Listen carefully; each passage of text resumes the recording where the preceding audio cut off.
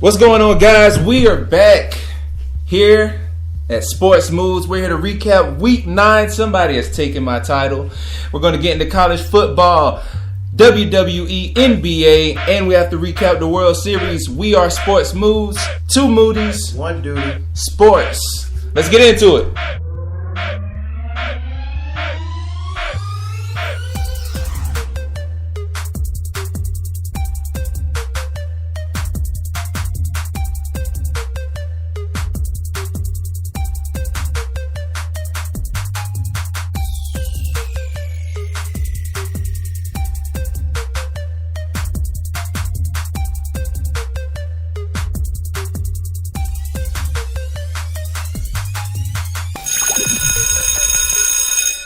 What is going on, world? As always, I am C Moody here with D Moody, and we are Sports Moods. Today we have a guest with us, man, and we have a local basketball star and doing other phenomenal things. We're going to let him talk about himself later, but this is DJ ROWELL. Go ahead and say something. What's up, everybody? It's your neighborhood's finest DJ ROWELL. Just checking in for a second with my boy, CJ Moody. He's going to get in with us later on when we talk about a little bit what's going on in the NBA season. But right now, as always, we're going to recap NFL Week 9. And like I said earlier, man, somebody 2 weeks in a row he's beaten me, and this week he's taking the whole season now. D Moody now has 82 right, 50 wrong, while I'm behind now, 3 games behind at 79 and 53, man. So unfortunately, I have to congratulate him for that. So he said he told me from week 1, like he said, he started off 5 and 10. 5 and 10, man. And he's been telling me that he's coming, and surely enough, I tried. It's runaway train now, man. It's over and done with. I gave you 8 weeks to enjoy. It's over with now. So all right, here on out, you're done. Remember now, this is week 9, so I know. You got a few more weeks now. We got a couple weeks. It's just a 3-game lead right now. Yep. So you've had as big as a 7-game lead on me. Yeah. At one point. So, And that was game 1. That was the first week. Week 1 of the season. So each week I kept chopping that lead down, and I kept telling you that this was going to happen. You just didn't want to buy into it. So. Nah, I refused. But I have to put my hand. I have to give it to you. You won it. That's what it is. Yeah, so we're going to go ahead and start getting into these teams. And to start off, we have the Jets versus the Bills. And for whatever reason, I felt like the Bills would upset the Jets, being that the fact that they were 3 and 5, and the Bills were 5 and 2. But unfortunately, I was wrong. You want to go ahead and get into it? I don't want to talk about it. The big thing is I really felt that the Jets would win this game because they've already had lost 3 games in a row coming into this game. So eventually, the streak's got to end somewhere. But by these 2 teams kind of being divisional rivalries and stuff like that, I kind of felt like the Jets, would know Buffalo's game plan a little bit more. You said that last week. Yeah, so I kind of felt like anytime you play a team twice a year, you know more about them than the average opponent does. So I just kind of felt like that by the Jets being at home, they would have the energy going to be able to knock off Buffalo. And that looks like that's what happened. Right? Yep, Jets pulled it off 34-21. Josh McCown had a decent game, 14 of 20, 140 yards, 1 touchdown. Matt Forte with 14 carries, racked up 77 yards and 2 touchdowns. And Anderson, their receiver, with 4 receptions, picked up 48 yards and 1 touchdown. Mm-hmm. And they racked up over 24 points, outmatched them 24-14 in the second half for them to seal that win. Yeah, and also in this game too, the Jets' rushing attack was really the key factor in the game. 194 yards total rushing against Buffalo's defense, and anytime you can run the ball like that, that means you're going to control the clock. So it really didn't give Buffalo a lot of opportunities to try to come back, even though they came on strong late.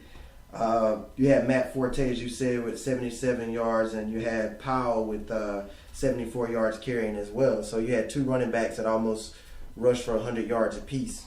So pretty much the defense was in a tough situation for the Bills. Definitely. In the next game we have Colts versus the Texans.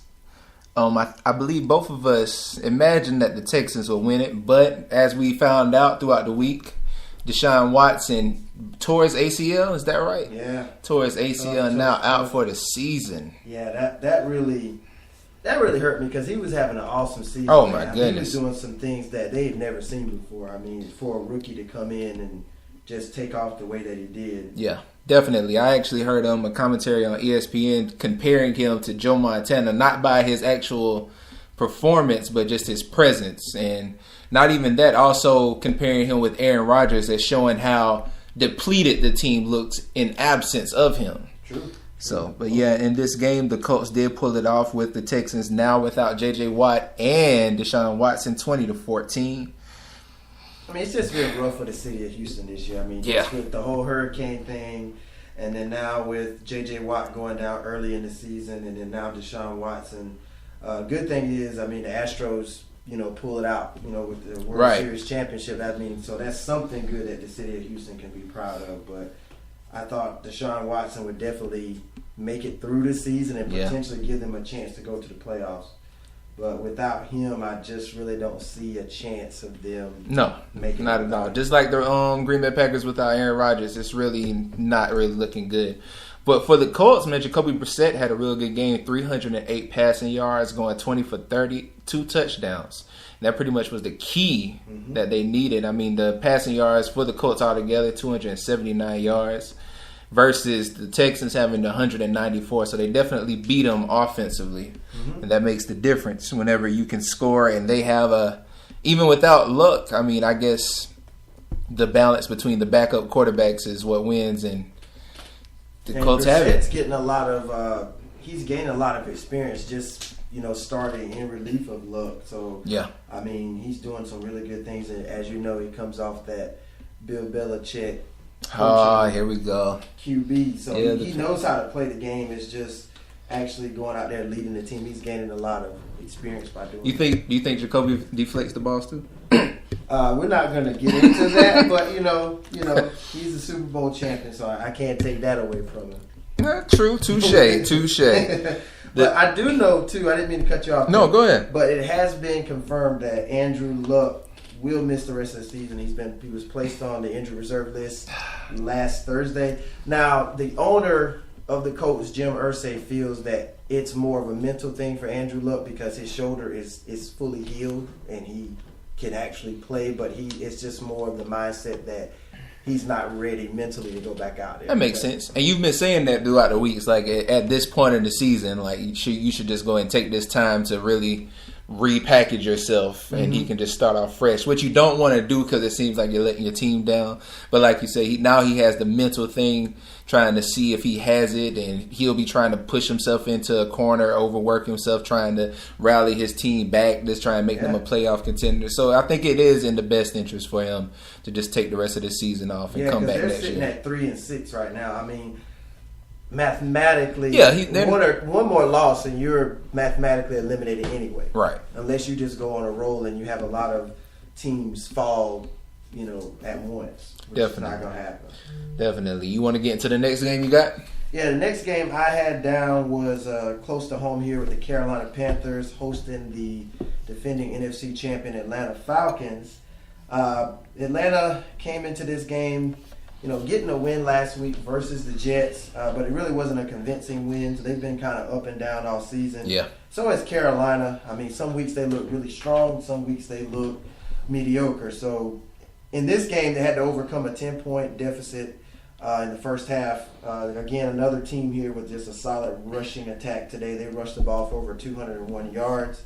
Cam Newton ran for 86 yards in the game. For the Falcons, Matt Ryan did throw for over 300 yards, 313 yards on the day, 2 touchdowns, did throw an interception in the game. Julio Jones had 6 receptions, 118 yards. He also became the first receiver this season to go over 100 yards receiving against the Carolina Panthers defense. So usually the Panthers, they tend to lock you down and not really give the receivers a lot of chance to just run all over the place and have a field day.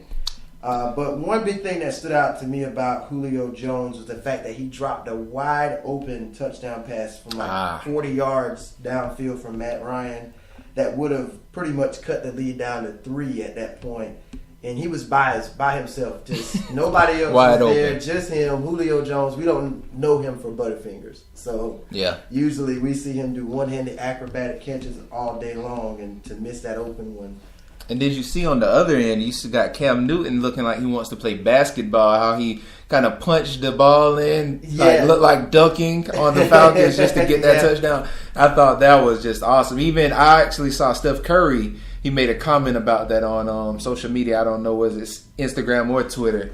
But, I know he's a big fan of the Carolina Panthers, so I know he was excited to see that as well, man. But to say that the Falcons racked up over 300, yards of passing, not only with 50 rushing, they were scoreless throughout second and third quarter, man. So the defense for the Carolina Panthers really showed up. They did, and it was a rough start for the Panthers offense because they had 2 fumbles in the first half of the game. They had to overcome that. And then really right now the problem for the Falcons is they, as you mentioned, they only had like 50 yards rushing, but their new offensive coordinators, Sarkisian, man, they're just not, him and Matt Ryan are just not in sync with each other. Okay. This is his first year there. I mean, just looking at some of the numbers, last year, Matt Ryan, 38 touchdowns, 7 interceptions, MVP season. This year, only 11 touchdowns. He's already thrown 7 interceptions in the first half of the season. He only threw 7 all of last year. Wow. So, and you're going to laugh at this stat too, but the Vikings and your boy Case Keenum have scored more points this year than the Falcons. Hey, what so that goes to show you that it's some issues in Atlanta. We know them as a dominant offensive team that can put the points on the board. It's just not happening this year. Hey, you know where Case Keenum came from, though? That LA, Los Angeles Rams. I mean, at the time, St. Louis, but hey, you talk about Jacoby coming from New England. Yeah, that's the only relevant place there is to come from. All right. Well, we'll get back on your Rams later. All right. We'll get back on your Rams later. Get into the next game. All right, the next one that I have down, we're going to go ahead and get into it, man. The surprise of the season, man. The Jacksonville Jaguars taking on the Cincinnati Bengals. This game packed the punches, man. Literally. Yeah. Blake Bortles, 259 yards passing. Marquise Lee got his first touchdown reception on the season for the Jaguars receiving core. Now, Leonard Fournette, I know you're a big fan of his. He was inactive in this game due to violating a team rule. So the team took it upon themselves to suspend him. Yeah, I saw that. I didn't know why. They didn't really go into what he did, but I guess he broke some kind of policy or something that the team has in place, and they wouldn't let him play this week. That's crazy. So the big thing that really takes away from this game is that A.J. Green and Ramsey kind of got into a tussle. Green was kind of knocked down to the ground after a play was over. And you kind of know in the NFL sometimes we play after the whistle Sometimes it's intentional, sometimes it's not. But Green didn't take light of that, so he kind of grabbed Ramsey around the neck area and kind of just slammed him to the ground, kind of went all WWE on him a little bit. And then Green proceeded to throw several punches on him. Yeah, he was punching. He was literally punching. But my thing is this. Okay, first off, you're a receiver. You're punching helmet. Right. What are you doing? Your hands are your moneymaker. With any of those punches, like, you're a receiver. That's what makes you your bread. I mean, exactly. You're gonna damage your hand punching metal. What do you think of that, Steve? I mean, that's just. Is that gonna put me in a bad mood? That puts you in a. All right. I was like, come on, I understand you defending yourself, but dude, you punching the helmet. Yeah, it makes no sense, man. And you jeopardizing your season, possibly. Could be career. I mean, if you damage your hand good enough. But I mean, if you think about it, this is the Cincinnati Bengals. They're known for this. They are. I mean, yeah, we saw that. I think last year with the Steelers, they had that little skirmish at the end of that wild card. Yeah. So I mean, they're always a violent team, to say the least. Every now and then, you're going to get that violence from them. And looking at their record, I mean, unfortunately, you're not going to see much coming from them as far as success, especially with this year. So, I mean, I guess when you already know you're not making it far, you kind of just resort to anything you can do now. At this point, I see that. And as you know, I've always been calling for Marvin Lewis's head every single week. Every week. So I just feel like if he does not make the playoffs this year, the Bengals don't turn it around and get a playoff win, he's got to go. Yeah. So the next game, hold on, let me go ahead and do this now. This right here. This is the part where I take my headset off and give him his time. The LA Rams. Whew, my Rams destroyed New York Giants 51-17. Now, two teams this week had 51 points. The Rams and the number one team in the league, Philly Eagles. So that should let you know a lot about what's going on with LA this year. And you're going to have to put some respect. And I've been giving them respect. Come on, I'm just respecting them just a little bit. I just want you to know, just a little bit, but you're going to have to do a lot more now. You're going to have to do it. Jared Goff throws his career best 4 touchdowns, 311 yards passing, 14 out of 22, only 8 incompletions. It's D. the Giants, though. That's true. I mean, out of the two 51-point games, the Eagles versus the Browns are a more significant win than the Rams over the Giants. But considering where the Rams were last year into this year, the transition, the come around now, this is now a 6-2 team. I mean, you have to at least applaud this somewhat, even though in spite of it being a receiverless and no offensive line having New York Giants. Yeah, they got some issues in New York. And I do take the time out, even though I bash the Rams a lot. Man, they are having a good season. I appreciate it. You know, it's just like they flipped the switch, man. This year is totally different from what they were doing last year. The head coaching change with Sean McVay has really... He's come in and really got them to buy into what he's doing. Yeah. And then by you saying that them scoring the 51 points, also they won 5 of their last 6 games. This is the best start for them since the 2001 season. And what season was that? That was the season I think you guys made it to the Super Bowl, but then a team called the New year England Patriots beat. Was that the year that they didn't instruct the little run the timeout? All I remember is they won the Super Bowl. At this point, that's all I remember. I don't remember all the little... all the specifics. And I know who they beat. But I mean, the Rams had a good game. Like I said, Jared Goff had a phenomenal throwing game this week. Ty Gurley went 16 attempts, had 59 yards, 2 touchdowns, his longest run being 36 yards. And Sammy Watkins, 1 reception for 67 yards, wide open for a touchdown. Yeah, so I mean, this transition, I'm glad they picked up him. I felt like when they took him from the Bills that, he was going to fit in really well. And I think in the future, this is going to be even better. Like I said, this is a good debut for him against the Giants, a team that he could just kind of start getting used to. You see, he only had 1 reception. Mm-hmm.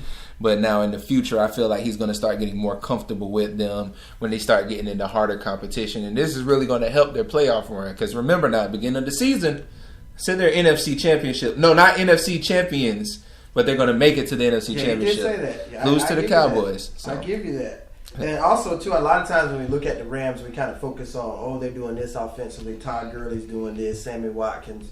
But their defense actually forced 3 turnovers in this game, which turned into 17 points for the offense. So it was really a good day all around for the Rams. And I didn't notice that the Giants didn't have Janoris Jenkins.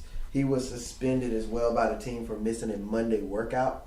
So he was not available Sunday. He's one of their better. How do you get paid to do this? It's your job, man. Right. This is literally your job. You gonna call out? It's really? Yeah. That's basically what it was. He's one of their better, defensive players, especially, going up against the top receivers in the league. Yeah. A lot of people feel he's the guy that can really shut down Dez Bryant in their division. They've been going back and forth over the last few years.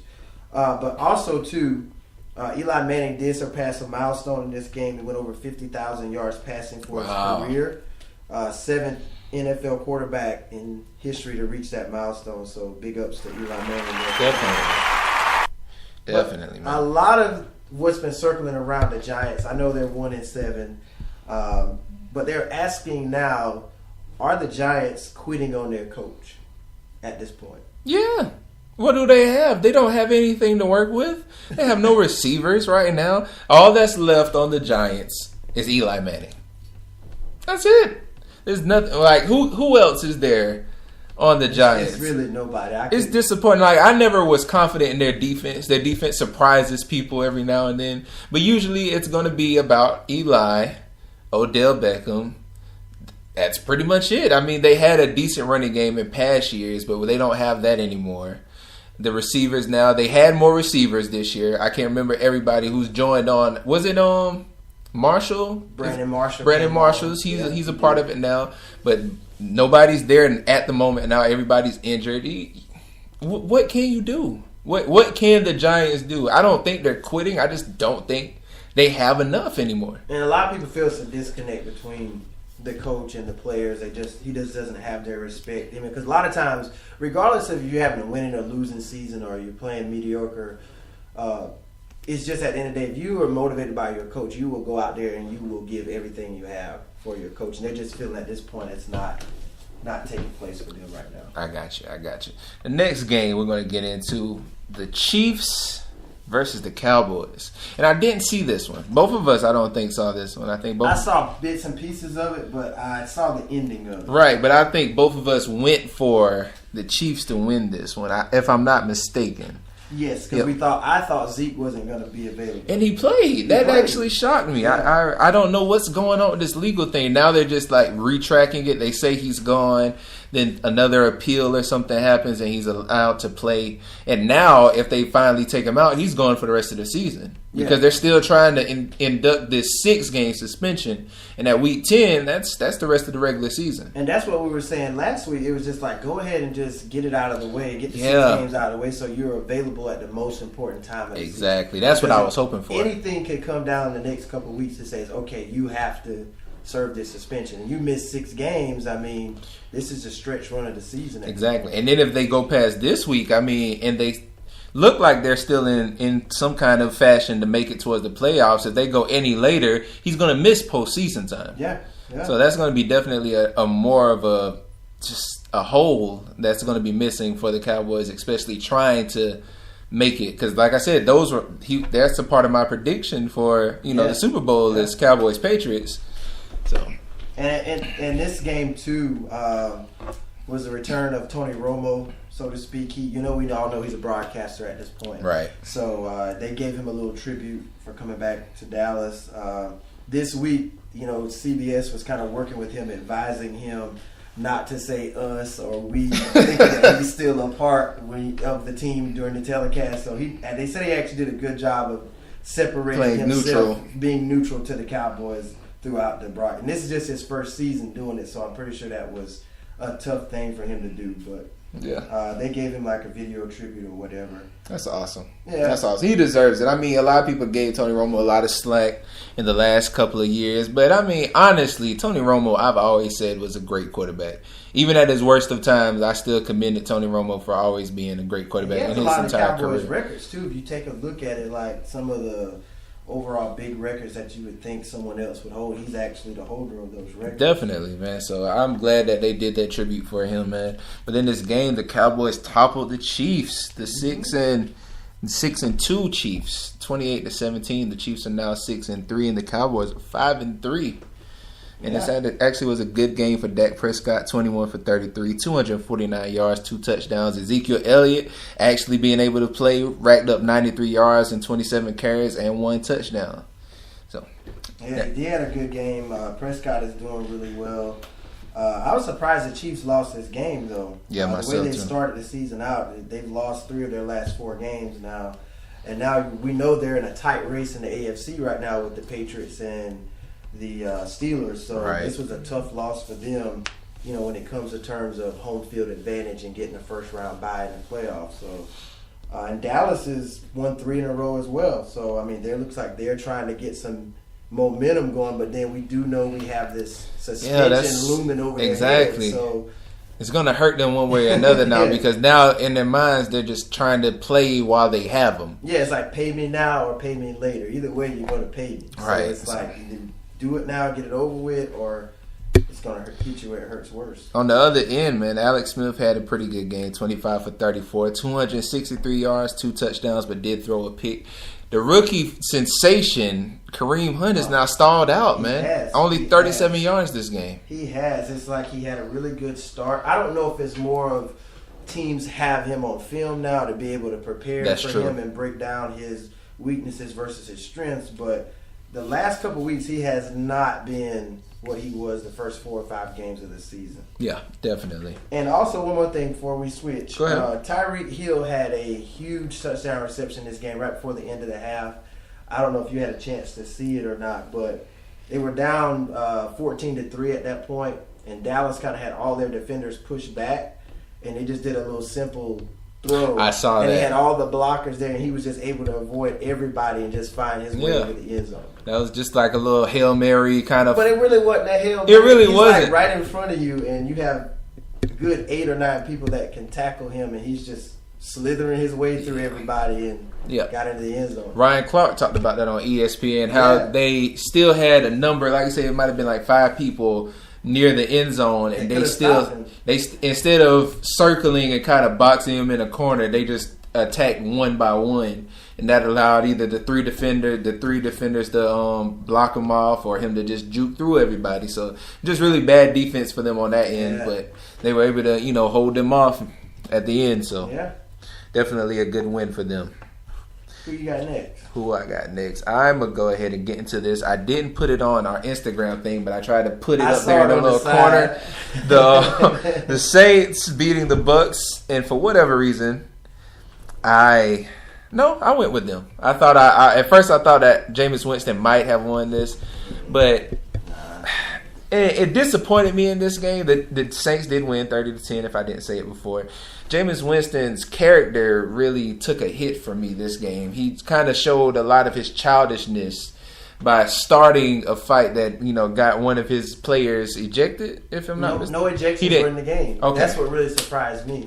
Yeah, because he definitely put his fingers on the back of one guy's helmet. He pushed him, and then one of his receivers came in and just bouldered him out the way. So it was actually a lot of scuffles in the NFL this past weekend. It was, and he left the game with shoulder soreness. But so you're out of the game. You don't have an impact on this game either way. So why are you in the face of a player who's actually out there? I think he should have kept his time off, because you remember he got hurt 2 weeks ago, and he was saying that he's not going to miss a game. He should have taken that time to heal, because now I feel like if he never gives his injury a chance to heal, it's going to just get worse. Point, you're hurting them worse than you're helping them. So, I mean, after all that took place on the sideline, like we said, nobody got ejected from the game. But we did learn this week that Mike Evans, the guy that ran out of nowhere and plastered him from behind, he's suspended for 1 game.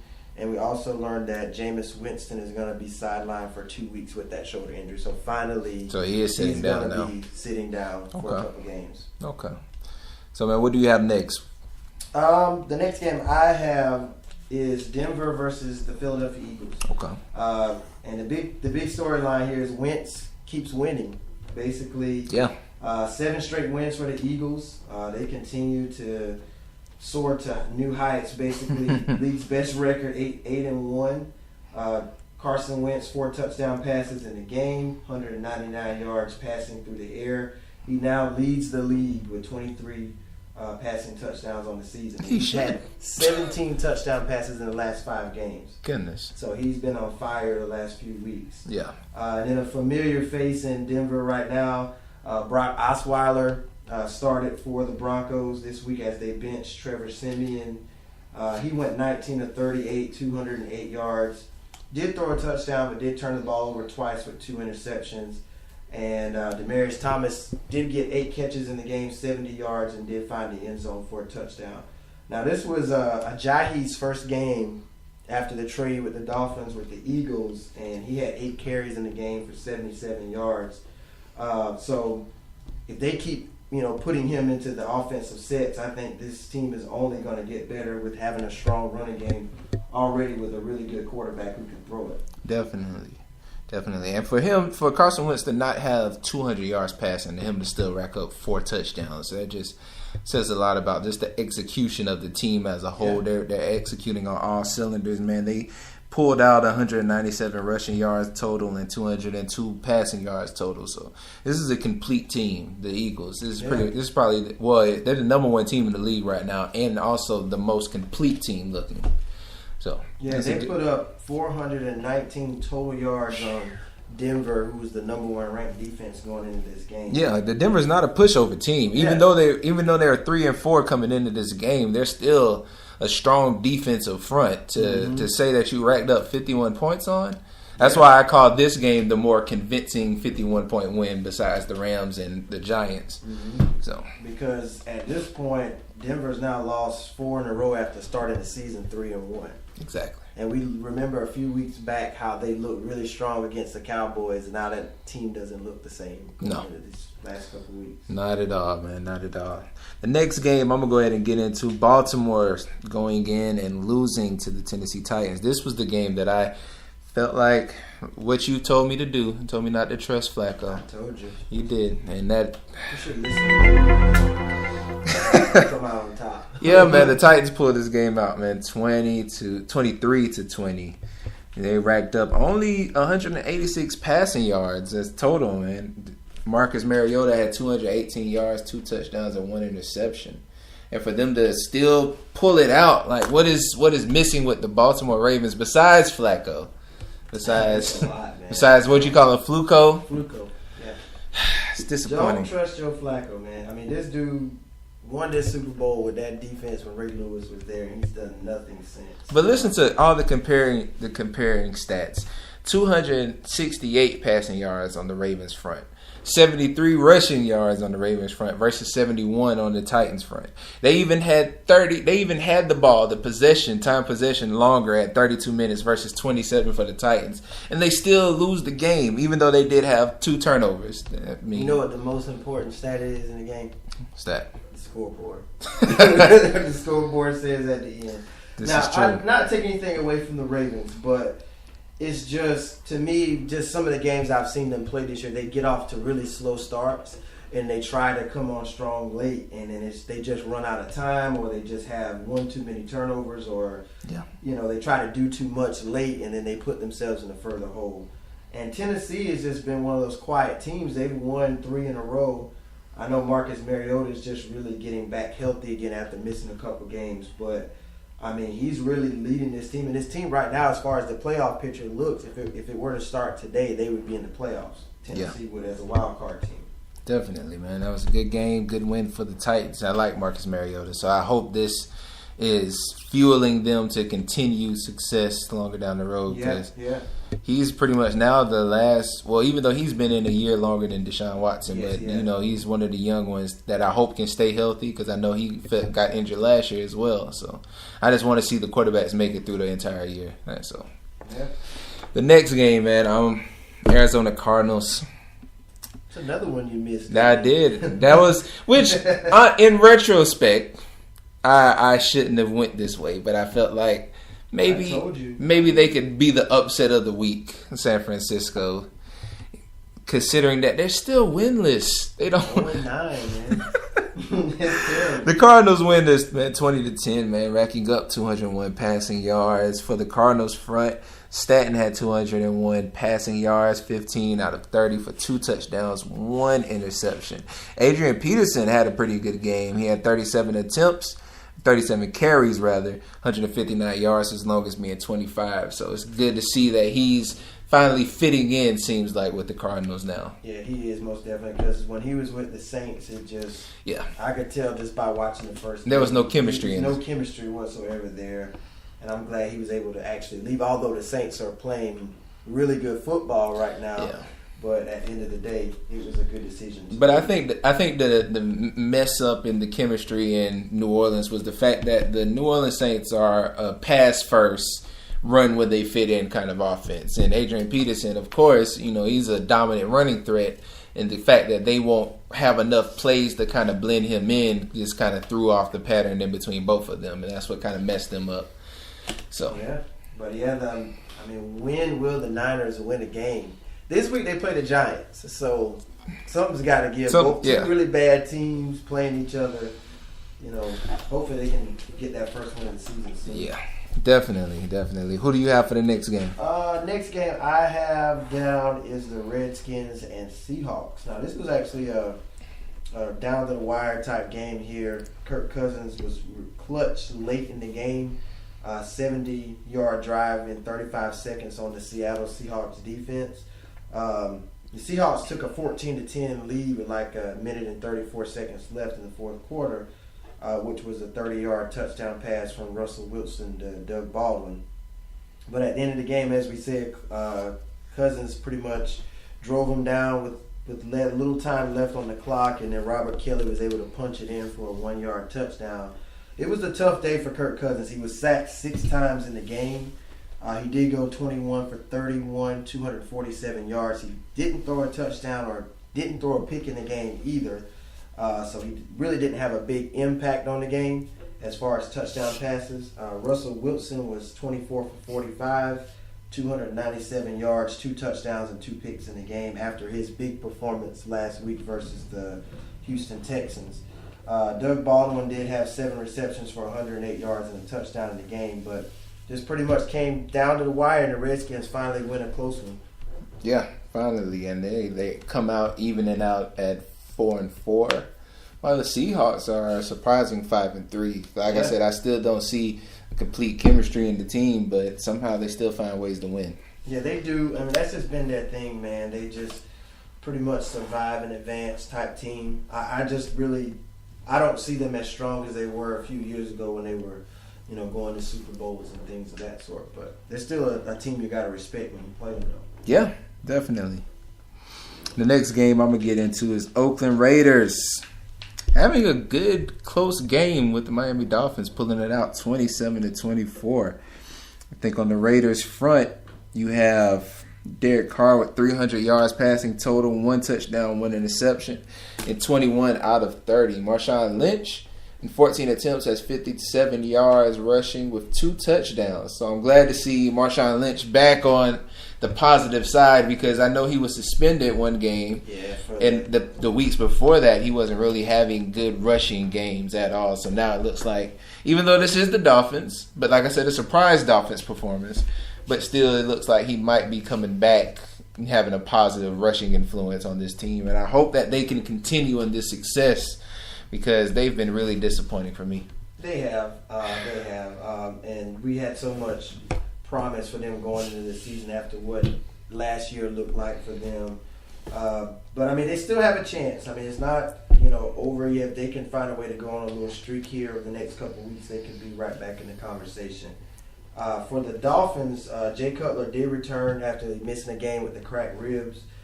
He completed his first 16 passes of the game. He finished the game 34-42, 311 yards, 3 touchdowns. But in the end, Oakland was able to hold him off.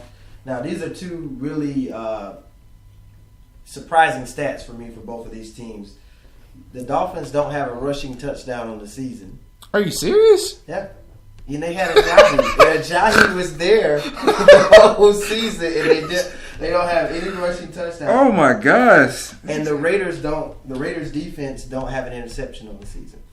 Wow. So you have a defense who can't take the ball away, and you're trying to make a playoff run. Your defense is going to definitely have to step in and try to make some plays for you. But I didn't know which one shocked me the worst. I was like, the Dolphins had Ajayi before they traded him. How does he not get a rushing touchdown? That's crazy. And to say that Ajayi went to the Eagles now and the first week there scored a touchdown. Exactly. So that was weird for me. So the last game we have, Monday Night Football. Finally, I can rejoice and believe in Matthew.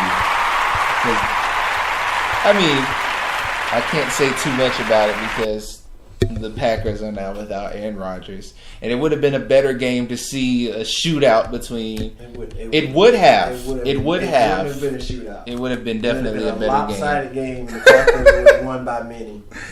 Whatever, man. The Lions pull out this win convincingly, 30-17. Man, Matthew Stafford, 26 out of 33. So that means he only missed 7. Only missed 7 and got 361 passing yards and 2 total touchdowns. Abdullah, 21 carries, 48 yards, 1 touchdown. Altogether, man, they racked up over 300 passing yards, 64 rushing yards. While on the other side, though, surprisingly, they did pull out 233 passing yards. Brian Hundley pulled out 245 and 26 out of 38. He's not really playing bad, but, I mean, you can't expect him to step in there and be Aaron Rodgers. You can't really expect him to have that type of impact. Green Bay right now has lost, 3 in a row now? Yeah. It just goes to show you Aaron Rodgers covers up so much of their inconsistencies while he's on the field. And now we're actually pulling the Band-Aid off and actually seeing what's underneath, and it's really bad. Yeah, it's really bad, man. It's really bad to see. Yeah, and also, too, I don't know if you wrote it down since you're such a big Matthew Stafford supporter. $1 Million Matthew, and you know he's getting paid $27 million. He deserves it a year, so that is not. I don't think he's worth that money, but I think he deserves it. He was the 4th youngest quarterback to reach the milestone of 200 passing touchdowns for his career before the age of 30. Is that not why he should deserve his money? No, just not really. A lot of that was Megatron. Are we? I mean, you know, I always pull that card on you, so. I mean, he's got to thank Megatron for a lot of those stats that he has. I can't fight too much because you see, without him, they are a 4-14 right now. Even though they started off well, it shows that he's missing. You know, they had some really bad performances in the recent weeks. So hopefully, this brings them back on the up and up because I think they were on an 0-2 kind of streak for the last couple of weeks. Well, they were 3-1, and then they lost. So they lost 3 in a row then. Mm-hmm. So. But this is the first time since the early 80s that Green Bay has lost by double digits at home to the Lions. Wow. Yeah. So they rarely lose to the Lions at all, but then to lose by double digits on top of that. Yeah, I mean. Rough. It's real tough right now in Green Bay. Without Aaron. Yeah. It's no Aaron, man. It's no As you remember at the beginning of the season, I picked the Patriots and the Packers to go to the Super Bowl. So now that doesn't look like. Man, that's out the window. That's out of the question. The Patriots will still be there, but I don't think the Packers will. Hey, man, long as Bob Kraft has money. Oh, here we go. Here we go, man. Hey, man. You got to win Super Bowls to get money, man. Huh? Yeah. Or you could just be $1 million owner or of a team, like, okay, and just say, hey, you know, what kind of balls do I want to deflate this year? Or, you know. Moving on. I think that wraps it up, man. That's the week, man. And like we said, you took this week. Yet again, another solid week for me. You know, I don't really like to toot my own horn, but I mean, this has been a really nice comeback for me over the last 7 or 8 weeks. Yeah. A lot of this stuff you try to agree with me on to try to, offset everything so I can't. Whatever. It took me a couple weeks to kind of get in front of you. I think we're just mutually educated in certain wins and losses. I agree, except for when it comes to the Patriots, you know. Yeah, I mean, they can do it. The Patriots are a good team. I must say that the Patriots are a good team. I don't want to say it, but the Patriots are a good team, man. So as a total, like we said, you are now 82-50, and I am 79-53 as of today at the end of week 9. So I hope you enjoy it for this 1 week. I'm going to enjoy it for many weeks. This is a runaway train, man. I told you. You must be going to take a picture of it so you can enjoy it for many weeks. This is going to be a runaway from here on out. We shall see. If you want, since you're the winner, I'm going to let you go ahead and get into your top 5 power rankings. Okay. My top 5 power rankings for this week. Number 5, I have a tie. What do you have it? I'm not going to discredit Pittsburgh a lot because they didn't have a game this week. That's all right. But I'm still going to keep them in the top 5 at 6-2. Okay. And as much as it pains me to say this, the LA Rams at 6-2. What? I can't believe I'm actually saying this, but I got them there. I'm going to show them some respect. The way they just not only what they did to the Giants, but just how they've been playing all season. You don't have to no put one some has really respect. expected them to be as good as they are. So they are, I did. They are, well, you're probably 1 in a million. Oh. They're overachieving at this point, which is a good thing. It's really good to see them play the way that they are. Will the LA fans care when you have the Lakers and Dodgers and everything else going on there in LA? Yeah. Probably not so much. They probably are very underappreciated. The Dodgers just lost the World Series. But still, though, I mean, at the end of the day, the football team in Los Angeles is the USC The LA Lakers or the UCLA Bruins. The LA Lakers are like what 4-4 right now. Regardless of how bad they are, This they're is the still best- going to be the main attraction. This is the best team in LA right now. I give you that they are, but are they appreciated as such? Oh, they better be. Probably not. Okay. But at the end of the day, I will give you credit. They are in my top 5 this week, and We're back. we'll see how long they stay there. This is the second time that you actually tied us, the I Rams just and the can't move them any Steelers. further than 5. Disrespectful. Because I just feel like the teams above that I'm going to go through, I feel like if they were to play on a field, they would beat them. Oh. Now, number 4 for me, kind of fall from grace this week. Okay. Kansas City Chiefs. I can see that. Yeah, I they can see lost that. 3 of their last 4. They looked strong to start the season, but as of late, they've been kind of losing some of that energy they had to start the year with. They're still a respectable team. I still give them an opportunity to at least go to the AFC Championship game. But I don't feel like it's panic time there, but I just feel like there are a lot of other teams playing better football than them right now over the last couple of weeks. So they kind of fell from 2 to 4 this week for me. Okay. I can take that. Number 3, moving up, the New Orleans Saints. They've won 6 in a row after an 0-2 start. Every week they just continue to get better, and they're playing. It's just not one area of football that they look good in. They look good in the passing game, the running game. The defense is playing well, and they showed they have some toughness as well too with this scuffle with Tampa Bay last week. So. I mean, this is a team to watch out for. Drew Brees is a veteran. He knows how to win big games. He's won the Super Bowl before. So they could be trying to make another run at it. Okay. I'll take that. I'll take that. So who do you have? Who do you have coming up at the Number top? 2 at the 2 spot. Despite not having a game this week, I got to put the Patriots there. I bet. You know some bias is going to be on that, man. I gotta let you know, man. They didn't have a game this week, but I just feel like the second half of the season is going to be when they just take off and just run away with everything. Brady is playing really well for his age right now. I mean, I don't really see many 40-year-old quarterbacks putting up the type of numbers that he's put up. Steroids. Huh? What happened? What was that? What happened? I don't think he takes steroids. Nah, man, he is a great quarterback. I mean, man. definitely one of the best in our time. Yeah, he is. And I think with Bill Belichick, just in tandem with him with that, I just think those two, you're going to have to go through them to get to where you want to be. So they're number 2. And number 1, first straight week for me, the Philadelphia Eagles at 8-1. Oh yeah, got to. Have to have them there, man. They're playing solid football right now. They're going into a bye week this week, so they got a chance to get rested up. But Carson Wentz is looking like the MVP of the season, leading the league with touchdown passes. The defense is playing well. Just some overall great energy going on in Philadelphia right now. Okay. So that's my top 5 of the week. Who do you have this All right. week?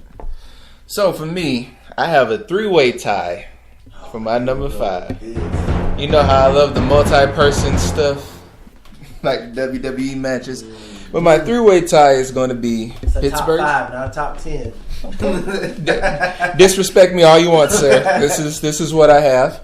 At number 5, I have a 3-way tie between the Steelers. Like I said, they didn't play, but I mean, I still feel like they're a pretty convincing team now. The Patriots, they have to be number 5. At 5? They didn't play. You know how I feel about people when they don't play. If you don't play, you don't. You moved the Rams up last week and they didn't play. That was different. Okay.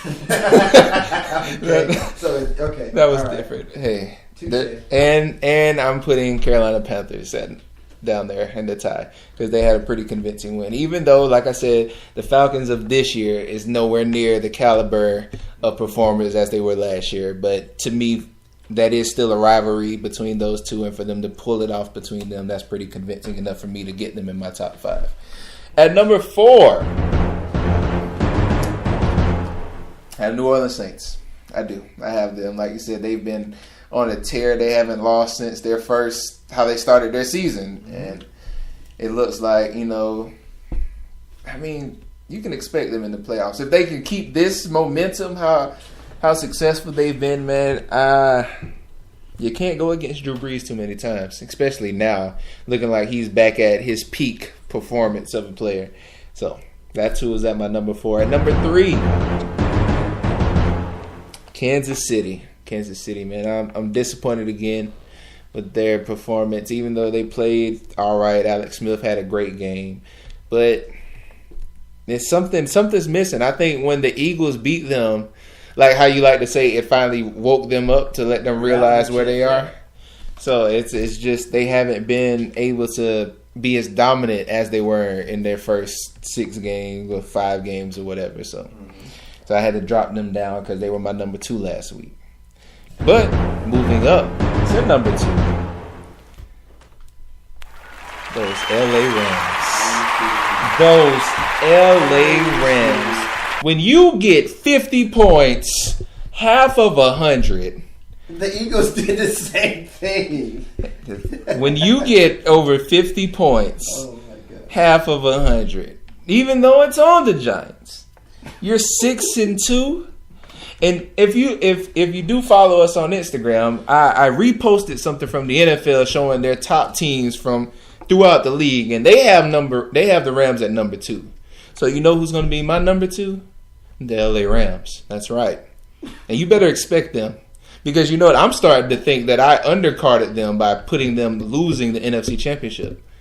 Well, you can't go back now. I mean, you're right, because I'll still be excited to see them in the Super Bowl. When they get in the first game of the playoffs and lose, then what's going to happen?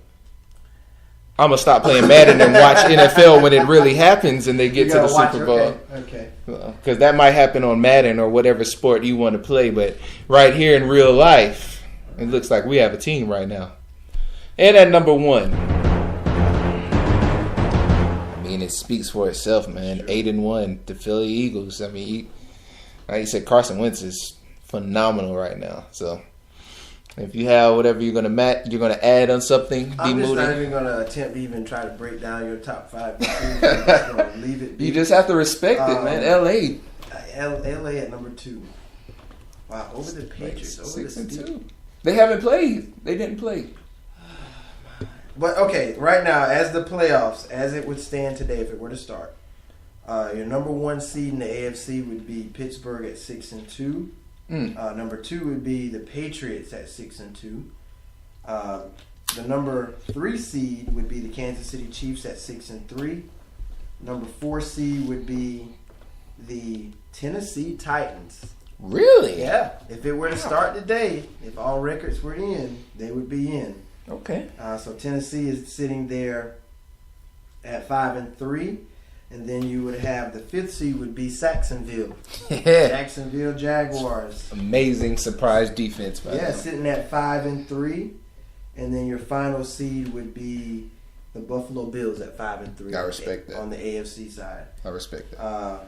Now in the hunt in the AFC right now, the Dolphins are like, if there was a 7th seed, they would be the first team in if someone were to lose at 4-4. The Ravens are hanging in there at 4-5. And the Raiders and Jets at 4-5 as well. Okay. Now, for the NFC side of things, right now, the 1 seed, of course, would be Philly at 8-1. Number 2 would be the Saints at 6-2. Number 3 would be the Minnesota Vikings. Wow. At 6-2, the team nobody's talking about. Nobody. And they're sitting there at 6-2, not getting no respect from no one. So, hey, they may have a lot to prove going forward. But you know who is getting respect? You can go ahead and say who is next on that right after Minnesota. The 4th seed is the the Los Angeles Los Rams. Angeles, originally Los Angeles Rams. Migrated to St. Louis, and now we're back at Los Angeles, okay? Los Angeles Rams at 6-2. What was their record? They're 6-2. What is the Patriots record? 6-2. Oh man, it looks like we're I would say we're better, but if you put these two teams on the field today, Patriots win at least by 14. Patriots lose by 3. No, we win by 14. Patriots lose by 3. Who's next, man? All right, the 5th seed would be Cam and the Panthers at 6-3, and then the final seed would be the Cowboys. They would be in right now at 5-3. Okay. And then in the hunt, if you were to kind of just see the teams hanging in there, Seattle would be out if we were to start today at 5-3. The Falcons at 4-4, and Matthew and the $1 million Lions would be at 4-4 and out of the playoffs right now. The Redskins are there 4-4. The Packers, the Cardinals at 4-4 as well. So a lot of 4-4 teams in the NFC right now. Okay. All right. That's how things would look. If the playoffs started today, huh? If it were to start today, that's who would be in and who would be out. So far, all my teams are in there. You got Dallas, you got the Rams, and New England. It's only one team that matters. Yeah, the Rams. It's the Patriots. They're going to just win it again. Brady's going to win that 7th, and he's just going to the 6th Super Bowl. Is he? Is he going to win this one? He's going to win it. He's going to win this one. He's won all of them. He's going to win this one. What do you mean win? Like it's not going to be. Are we going to have like the Spygate? Are we going to have Deflategate? The field goal time run out. I mean, so many Super Bowls that really just have so much shadows over them. You give Tom Brady his credit, but it has to be disappointing. When's the last time the Rams won one? Or have yet been to one? The last time we've been to one was when we got cheated out of one. Oh my god! And it hasn't been the same. I know what I'm gonna start doing. I'm gonna start bringing a box of Kleenex. I'm gonna sit with us every time you start this crying. It's gonna be right there for you. Okay. That's that's a good idea because at the end of the season, I want you to take it back with you. What do you mean? You're gonna need it at the I'm end gonna of the have season. tears, but it's gonna be tears of joy when my team win the Super Bowl. You mean that Tom Brady's gonna retire? Oh, I'll be glad for him to retire because he's the greatest. He's the greatest now without having to win another one. Yeah. So, I mean... Then that'll give your guy... It's even better because he's not going to win another one. Okay. So, talk to me in February. We'll see. Oh, we shall. We shall. And we'll be right here. So that wraps up the NFL as of Week 9. As always, towards the end of the podcast, we will give our predictions for Week 10. But coming up, we're going to get into some college sports. D Moody is going to recap some of the great games as well as the standings for the playoff picture. And I'm going to also give you the Heisman High Five as of today. We are Sports Moods. I'm C Moody, as always, here with D Moody. 2 Moodies. 1 Duty. Sports. We'll be right back.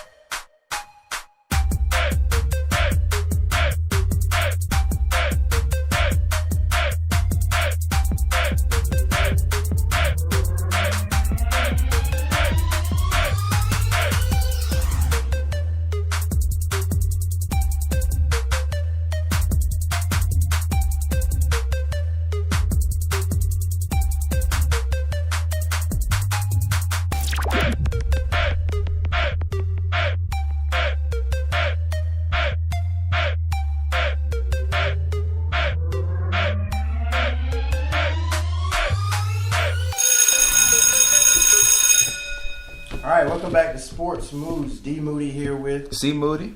2 Moodies. 1 Duty. Sports. All right, so we've already covered everything in Week 9 of the NFL, talking about where we were right and wrong, give you our top 5 of who we think is the top 5 teams in the league. Right now we're going to dive into college football. Right now we had a crazy week as far as the standings went, had some big upsets. We're going to start it off with Ohio State versus Iowa. Iowa stuns Ohio State 55-24. Disappointing. Very, very disappointing if you're Buckeyes fans out there. Right now, this is their second loss of the season. Looks like right now the Buckeyes would be out of the playoff right now, so we can that conversation about them being the final four teams playing for the championship. And losing by 31. 31 on the road. Now, Iowa's a tough trap team, but I mean, I would still expect better from Ohio State than to get exactly like that the way they did. Just a couple of stats here. JT Barrett did go 18-34, 208 yards. Did throw 3 touchdowns, but threw 4 picks in the game. So that's the difference in the game right there. 4 interceptions. You lose by more than 4 scores. So that's the biggest thing right there. Right now, as far as the Big Ten is looking, the Big Ten could possibly be one of those conferences that may not have a top team in there to decide who's going to win the college football championship. And then basically, Urban Meyer was asked, did they get a letdown for this loss? And he pretty much said, I didn't see any signs all week in practice that we would have this kind of performance. So it wasn't even expected by their head coach. So Ohio State goes down, pretty much 7-2 on the season. They are pretty much out of contention for the playoff at the moment.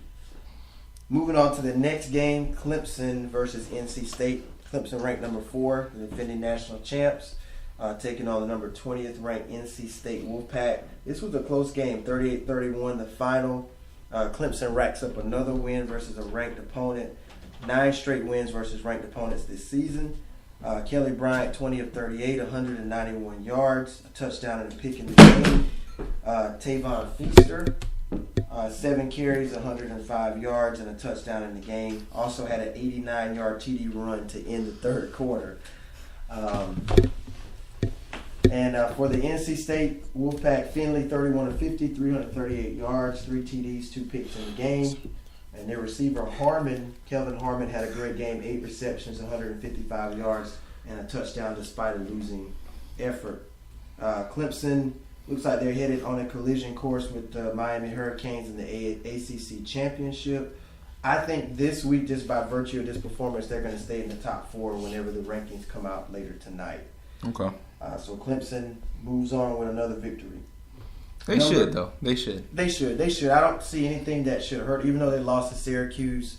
All of their wins have been quality wins against ranked opponents. They've beaten 4 ranked teams on the season, so I don't see you leaving them out.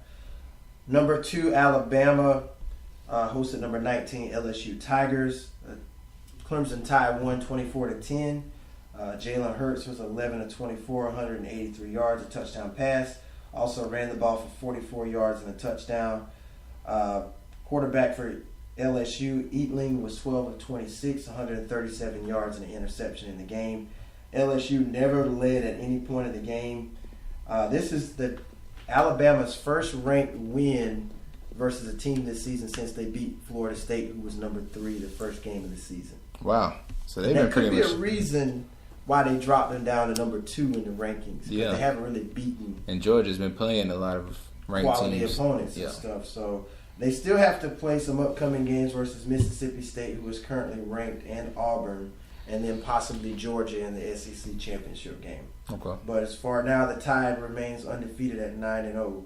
Oklahoma, this was more of like a Big 12 basketball game in terms of a college football game. Oklahoma wins this game 62-52.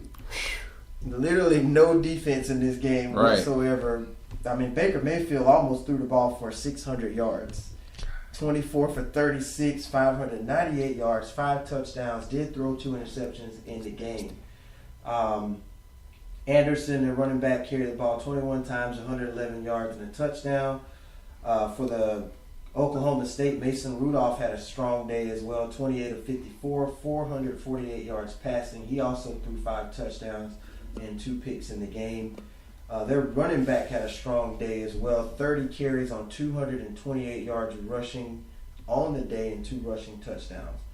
The big thing for me, this game was tied at 38 at halftime, and then Oklahoma started to pull away, and then Oklahoma State tried to come back, but it was a little too late for it.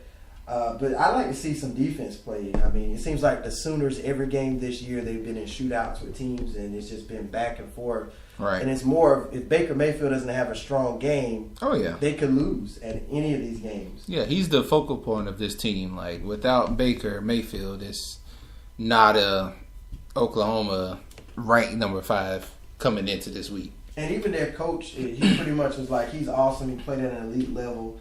He's been through enough of these types of games. He doesn't blink. He doesn't flinch. He's made for these types of games. It's his favorite thing in the world. But I'm like, so that's kind of like admitting that we know it's all on Baker's shoulders whether we're going to win this game or not.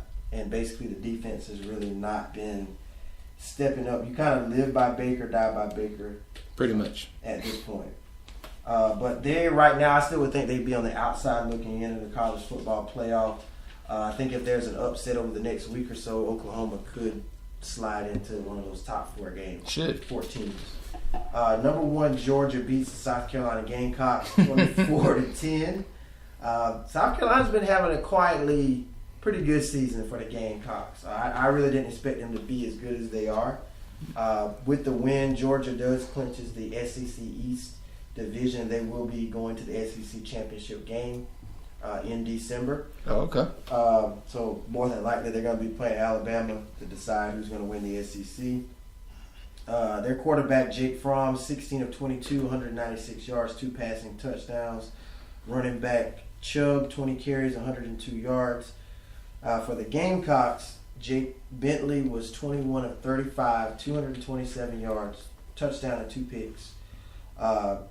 But for Georgia, another win for them. Their head coach says, Kirby Smart says, there won't be any celebrating. We've got a game to play against Auburn next week. That's where our focus is. So they're kind of laser focused in on what they have. They need it. Yeah. They need it. Now that they're at number 1, I mean, everything's on them now. Yeah, it is. So the pressure's on them. And Muschamp, the coach of the Gamecocks, gave them some credit as well. Basically, Georgia's known as a run-dominant team. So today he was like, we made Jake Fromm play with the quarterback position. I compliment him. He played extremely well. He was very accurate with the football. So Gamecocks went in with a game plan to try to make them throw more than run. Still didn't work out for them, but they didn't get beat as bad as I thought they would. 24-10 is still kind of respectable. I thought it would kind of be a runaway game for Georgia. Yeah. The Gamecocks are bowl eligible, though, so they will be going to a bowl game this season. Oh, man, that's great for our hometown. That is. I mean, that's good money for the school as well. So, exactly. So Gamecocks still, I mean, not a great season, but they're playing well enough to go to a bowl. 6-3. It's not bad. 6-3 is not bad. I give it to them. Another game, top 10 team, Miami Hurricanes versus number 13 Virginia Tech. They won this one 28-10. Hurricanes are 8-0 on the season. Despite Malik Rozier having 2 touchdowns, he ran for a touchdown in the game. He also threw for 3 interceptions in the game. So very fortunate that they won by 18, even though he turned the ball over 3 times. Right. Right now, Miami Hurricanes have clinched their first bid to the ACC championship game since joining the conference in 2005. They have a huge test next week versus Notre Dame, who's 8-1. So that's going to be the primetime game of the week coming up. Miami Hurricanes versus the Notre Dame Fighting Irish. And speaking of Notre Dame, they're number 3 ranked right now. They played Wake Forest, 48-27 win for them. Their quarterback Wimbush threw for 280 yards. He ran for 110 yards, and he ran for 2 rushing touchdowns in the game. So they pretty much handled Wake Forest. So those are some of the big games that took place this week. Right now, the AP poll, the top 10, looks like Auburn at 10 at 7-2. Number 9, Washington Huskies at 8-1. Number 8, TCU at 8-1. Number 7, Miami Hurricanes at 8-0. Number 6, Wisconsin at 9-0. Number 5, Oklahoma at 8-1. Number 4, Clemson 8-1. Number 3, Notre Dame at 8-1. Number 2, Georgia at 9-0, and number 1, Bama at 9-0. So in the coaches poll, they have Alabama over Georgia, but in the college football playoff, they have Georgia over Bama. So which is weird. Which I like Georgia, and like you said, Georgia's been playing more ranked teams than Alabama, so you understand it for this year. But I think why the coaches poll is different and they still have Bama at 1 is due to the fact that what they've been doing in recent years. Like, this has been multiple year bowl and then introduction to the college football playoffs, same team every year. So you can't knock them down, at least for the coaches. So I understand their perspective. I actually like that a little bit more than than the actual college playoff polls, because even though Georgia, like I said, this year is doing it, you have to give respects to what this team is really capable of. Because even though they haven't been playing the ranked teams like Georgia, is it their fault? They're not picking the schedules. Yeah, and then a lot of teams, if you try to schedule out of conference games, who's going to want to play Alabama out of conference? Exactly. But Florida State did it, and we knew Florida State at the time was number 3. Yeah. But they lost their starting quarterback for the year, so that kind of changed the way that win looked versus Florida State. Right. So they still got some other games coming up against some ranked teams like Mississippi State and Auburn, and then possibly playing Georgia for the SEC championship. Now, the college football playoff top 4 will be released tonight. As of last week, Georgia was 1, Bama was 2, Notre Dame was 3, and number 4 was Clemson. I think it stays the same this week. Yeah. I don't really see anybody falling out of the top 4 because there really was a lot of upsets. A lot of the teams that should have won did. So, big matchups that's coming up this week. You got Georgia versus Auburn, Notre Dame versus Miami, as we mentioned before, Michigan State versus Ohio State, Iowa taking on undefeated Wisconsin. Now, Wisconsin's are one of those teams that, as you said, Alabama didn't play a lot of ranked teams. Wisconsin hasn't really played anybody on their schedule. And right. the committee feels like we can't put a team in even though they're undefeated, and they don't have a good resume versus all the other teams who beat these quality teams, despite the fact they're undefeated. Wisconsin could finish the season 10-0, 11-0, and not go to the college football playoff just by virtue of their poor schedule they've had. Yeah. And it kind of, I guess, as a player, you feel like, well, we beat everybody we had to play, but right. still didn't give us enough consideration to go. Yeah. And as far as the Carolinas go, Clemson versus Florida State, and the Gamecocks host the Florida Gators this week. Okay. The Gamecocks versus the Florida Gators. Florida is kind of down this year. So exactly. The Gamecocks should take that one. If they don't, I would be surprised. And Florida State is down this year as well. So right. that should be a win for both Clemson and Carolina. I am hyped for the game this year to see who's actually going to win between the two. Yeah, those two teams when they play each other on rivalry week. I still feel like, Clemson still just looks like the better team, maybe. Maybe it's just because of their ranking now. But, they have been playing good games, and you don't see Carolina enough now to kind of compare the two. But hopefully, like you said, it's better to play against somebody you can prepare for. Like, we know the rivalry between the two, so it might be a better game than expected. Still don't see it, but I'm going to just say that. Yeah, so, that's pretty much all I have on college football this week. I know you have the Heisman High Five coming up. So who do you got this week in the top 5 in the Heisman voting? So as I've been saying, this year has turned into more a running back show than a quarterback show. But we actually have a quarterback back at number 1 in the Heisman watch for my Heisman High Five this week.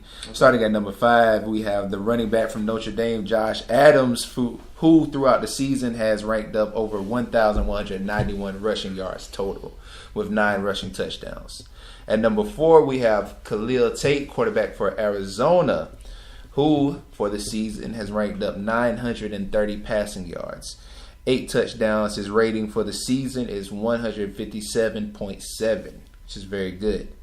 Dropping down from grace from number 1 to now number 3 is Saquon Barkley. Of course, we know it's the running back from Penn State, and they've been having some kind of difficulty losing 2 in a row in these past weeks. So now for the year, he's ranked over 864 rushing yards with just 9 rushing touchdowns. So still having a good season, but like you said, that those losses have hurt him, and his performance has kind of drained a little bit because yeah. of that. Ending the game last week with just 111 total yards, and that's adding rushing, receiving, and returning. So it definitely has dropped from grace. At number 2, we have Bryce Love, the running back from Stanford, who has ranked up 1,456 rushing yards with 12 touchdowns. So he was held this week to just 69 rushing yards, which was his lowest of the season. Okay. But still at number 2 for the Heisman hopefuls. But now the number 1 Heisman hopeful, if it was today, who is at number 1, and returning back up there from the beginning of the season, Baker Mayfield, quarterback from Oklahoma. He is still playing phenomenal. In the first few weeks of the season, he wasn't getting an interception, but still throwing phenomenally. But now he's gotten 2 this week, I think 1 last week, but still playing good. Excellent. It's just the thing with me with them, though. They play shootout games every week. Yeah, so the he defense has is bad. to have a monster game every single week for them to even win. Exactly. So for the season, though, get this. His passing yardage for the season, 3,226 passing yards, 28 passing touchdowns. His rating for the season is 201.6. That's huge, man. Exactly. That is the Heisman high five, man. And to see Baker Mayfield at number 1 with just all those stats. But like you said, it accounts to them having to have shootouts. It comes to their lack of defense. So it works for him because, it boosts his stats for, the Heisman. But, it shows that there is some difficulties in Oklahoma. That's not really, the defense isn't where it should be, because if it was, Baker Mayfield wouldn't have to perform that excessively. I agree. So, and he's been to the college football playoff, and he's been in the Heisman voting, so this isn't not unfamiliar for him. So he knows what it's like to be in this type of spotlight. So we'll just have to see how he finishes the season, if he's going to finish it strong as he started it. It's only a couple more weeks to go, so he could have a really good chance of winning it. My vote was Saquon Barkley, but given the fact now they've lost 2 in a row, then that may count against him more than it'll help him. So we'll see how it all plays out, though. Definitely, man. But that looks like we are wrapping up our college football. We've given everything for this past week and the key games coming up, as well as the power rankings and the Heisman hopefuls. Next, we're going to get into some WWE, hitting you with Monday Night Raw. And since we are recording now on Tuesday night, we can't give SmackDown Live, but we will give Monday Night Raw. We are Sports Moods, 2 Moody's, 1 Judy. Sports. We'll be right back.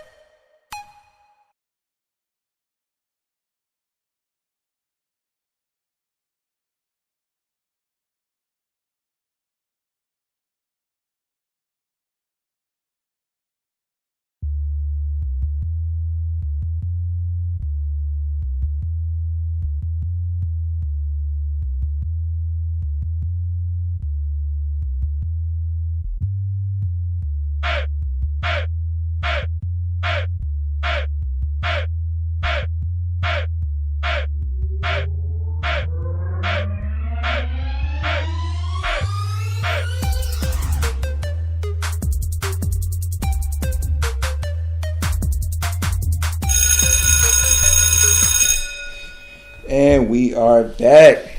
As always, it is C Moody here with D Moody. Sports Moods. 2 Moodies. 1 Duty. Sports. We've already recapped the NFL. Letting everyone know once again that my commentary partner, my co-worker, whatever you want to call it, he has overtaken me as far as with our predictions and our accuracies in the NFL. He is now the leader. He is the guru of the season in the NFL. And then we've also recapped college football. We've given the recaps of the week. We've also given some key matchups for the upcoming week, as well as the top 5 power rankings, the top 4 from last week's playoff standings, as well as the Heisman High Five for the week. Now, as I like to say, we're going to get into some good old wrestling. Monday Night Raw. Like we said earlier, because of the fact that it is Tuesday while we're recording, we won't be able to cover SmackDown Live. But I guess we'll find a way to recap it. Yeah, I mean, but the thing from last week, from what I saw, it was just we saw, who was it that got added to the team? Bobby Roode got added to the SmackDown's team. As well as Shinsuke. Shinsuke Nakamura. Shane announced that he was captain. Yeah, and then we saw, what was the main event? Wasn't it Kevin Owens versus Nakamura? That was the main event, deciding match whether who would be on the team. So as we know, Sami Zayn and Kevin Owens wanted to be a part of the SmackDown team. Both of them lost their qualifying matches to do so. Now I do know tonight, from what I saw, that AJ Styles will get a chance at the WWE Championship tonight versus Jinder Mahal. We all know Jinder Mahal's going to win that match because, as we know, he's booked to tour in India in December and have a championship match over there. So we know it's going to be some kind of disqualification or some kind of weird finish where AJ won't win the championship. So I'm really not as hyped for that match, because we already know the outcome. Exactly, because we know what they're doing on the road and as far as live events with wrestling, WWE. Mm-hmm.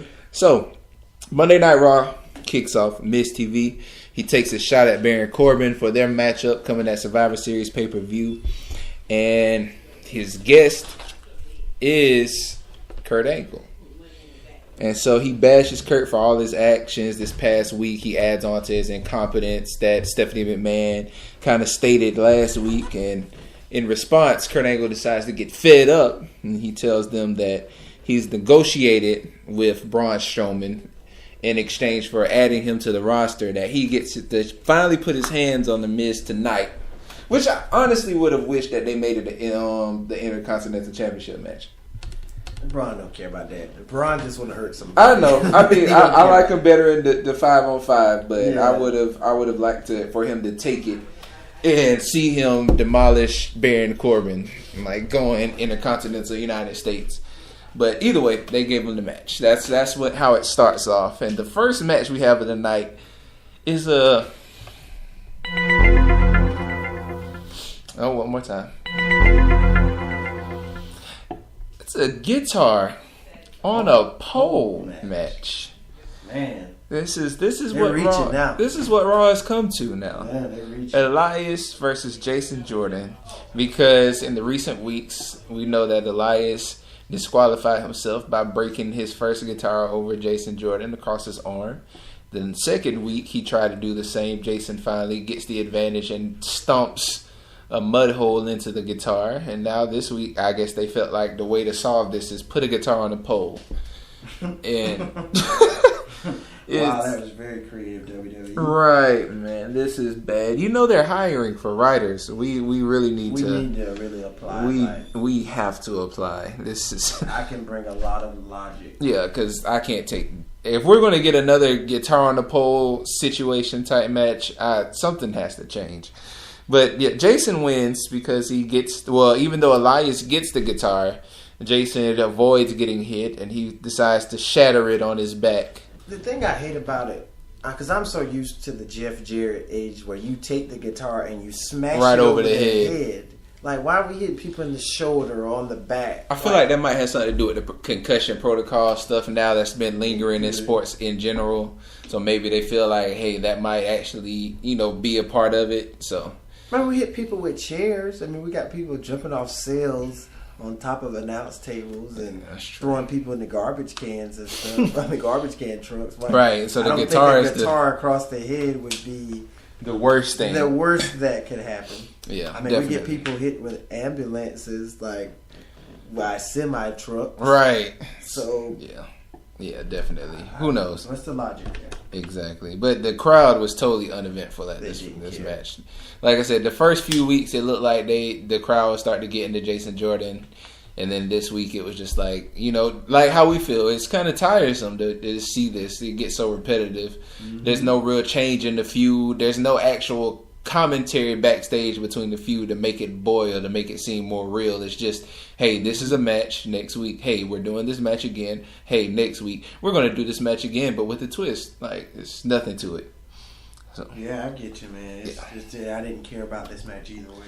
So then, besides that, Kurt Angle we see backstage. In comes Sheamus and Cesaro, and they're whining about wanting to be Raw's first line of defense, and you know Shield couldn't stand up to the under siege that happened to them 2 weeks ago by SmackDown, and they want to represent Raw as the tag champs. And Kurt's first thing he says was that he wanted them to be the first line of defense, but you know he said if you want it, you know you get your title shot if that's what you want so bad, and that's it. And you said this earlier before the podcast. Really, if you want any kind of shot, you just have to go whine to Kurt long enough to make him upset. Give it to you. Oh, hey, Kurt, what are your 3 eyes again? Okay, you have a championship match tonight.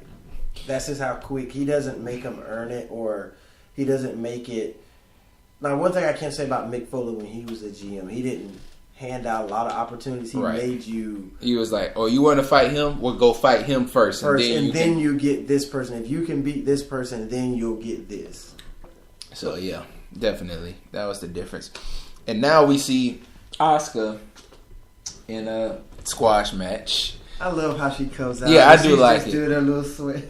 And against her opponent was Stacey Coates, who honestly looks like the last week's person. I think the last week was Stacey Cullen. Yeah. Literally, the only difference was the last name and a different outfit. If it's the same person, because I could be wrong. Okay. But it was, of course, a squash match. And for the first time, the crowd really wasn't really too involved in the match. They already knew what they were going to get before you showed them. Yeah, it's not like, you know. That's the point. Okay, I'm going to go to the bathroom. Right. I feel like you want something from the concession stand? Yeah, I grab you something. Yeah, and to me, for Asuka to be as dominating as they want us to believe, they should package her like they packaged Shinsuke. Even though Shinsuke waited a month before he actually fought, he came in playing top people. He came in, well, not top. He came in against Dolph Ziggler. Right. Then he's respectable, but he's not at the top of his game right now. But yeah, for her to now be just in squash matches, it's almost like she's new, like she's a new person, but they're still trying to decorate her as such a historical person. Mm-hmm. So I mean, it's kind of a mix to me, and it's kind of losing my entrance as it is. Yeah, it is losing. Not the fact of who she is, because like I said, back when she was in NXT, like Asuka was the thing. That was one of the reasons for tuning in.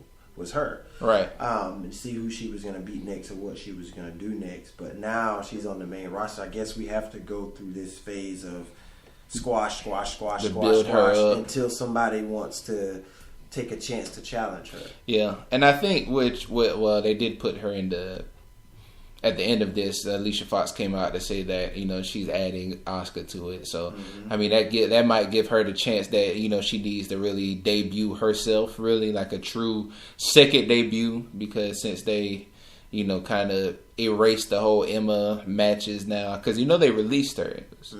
So they did. I was shocked to find that out. Yeah, they released three people, Summer Rae as well as Darren Young. Yeah, in the same but weekend. We hadn't seen them. Both of those we haven't seen. You might have caught Darren Young like doing some stuff in the background. Like I think him and The Miz and somebody was at a game or some kind of LA game. Yeah, and I liked how they were building him last year when he had Bob Backlund with him. I did. I liked that. And they make Darren Young great again. Yeah.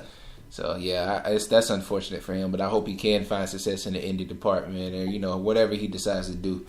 So, but that's hopefully the Survivor Series will kind of bring back Asuka's dominance, as I really want her to be against main cards and not just squash matches. But time will tell. It will. So. It will. She'll start to. I think as we build toward Mania season, we'll start to see her fight more relevant opponents. Yeah, because she has to be at a title match for Mania. Has to be. Yeah, she'll be in a title match. So next we see Titus O'Neil and Apollo Crews backstage, kind of saying how they didn't like what Samoa Joe did to both of them last week, and this time, it's gonna be different. And so when this match starts, it starts off with Titus O'Neil and Apollo Crews coming down the ramp, and Samoa just attacks both of them by throwing Apollo off the stage, beating up Titus and hitting the coquina clutch, and he continues to the ring like that was easy. And he was like, it doesn't matter how big you are, who you are. It's like, he's going to take them out or however. So he calls anybody out because he, quotes unquote, is not done. He's not done. I'm just so glad that Joe is back. Yeah. Like, he gives you that, not all is bad. He's real. Yeah, he's just real with it. Like, I'm here. Who wants some? Like, the greatest feud so far for me was his feud with Brock Lesnar. Just how he just made it seem real. And even at the last week where they were supposed to do the face-to-face over the intercom, and he was like, forget this, I'm coming to find you. Like, all of that. It was just, it was just really good. I like his realism. He's a real believable heel. And I feel like he makes it so believable that you feel like that's who he is outside of wrestling. It's truly just like that thug, that bully, that person that just runs the block. And that's just it. Definitely, man. So in comes Finn Balor. And I like this because I feel like this was the feud that was supposed to start after SummerSlam, but because Samoa Joe got injured, it kind of threw Finn in that limbo with Bray Wyatt. And I hate it. In an unfortunate event, if it wasn't for the fact that Bray, got sick, we wouldn't have had the AJ match, and now it allows him to just go into another feud now. So now they finally bring up this feud between Finn Balor and Samoa Joe. And this is what the crowd was getting hype about because everybody loves Joe. Like you said, even with him being a heel, the crowd loves him, and the crowd loves Finn Balor. Finn Balor's finally getting into the spots where he needs to really be to get over on the crowd again. And him and Joe's had some classic matches down in NXT. I mean, really? two former NXT champions. I mean, I think Finn Balor was the longest reigning NXT champion there was, and Joe, along with Nakamura, the only two-time NXT champion. So they pretty much helped bring that promotion up to what it is now. Wow. Okay. And to see them go at it on the main roster is big too. So, and then both of them, it kind of ends with both of them getting counted out because they're just fighting on the ramp. And then that just turns into a brawl. And it made Finn Balor just like get to like a next level. Like he just boosts out this energy, and he's just like really offensive. He's on the offense looking like he's trying to dominate. I can see a heel in him. Yeah. He's got that mean streak in him if he needs it. Yeah, I like that too about him. And honestly, for me, that's what I was saying with the club. I can see him being that.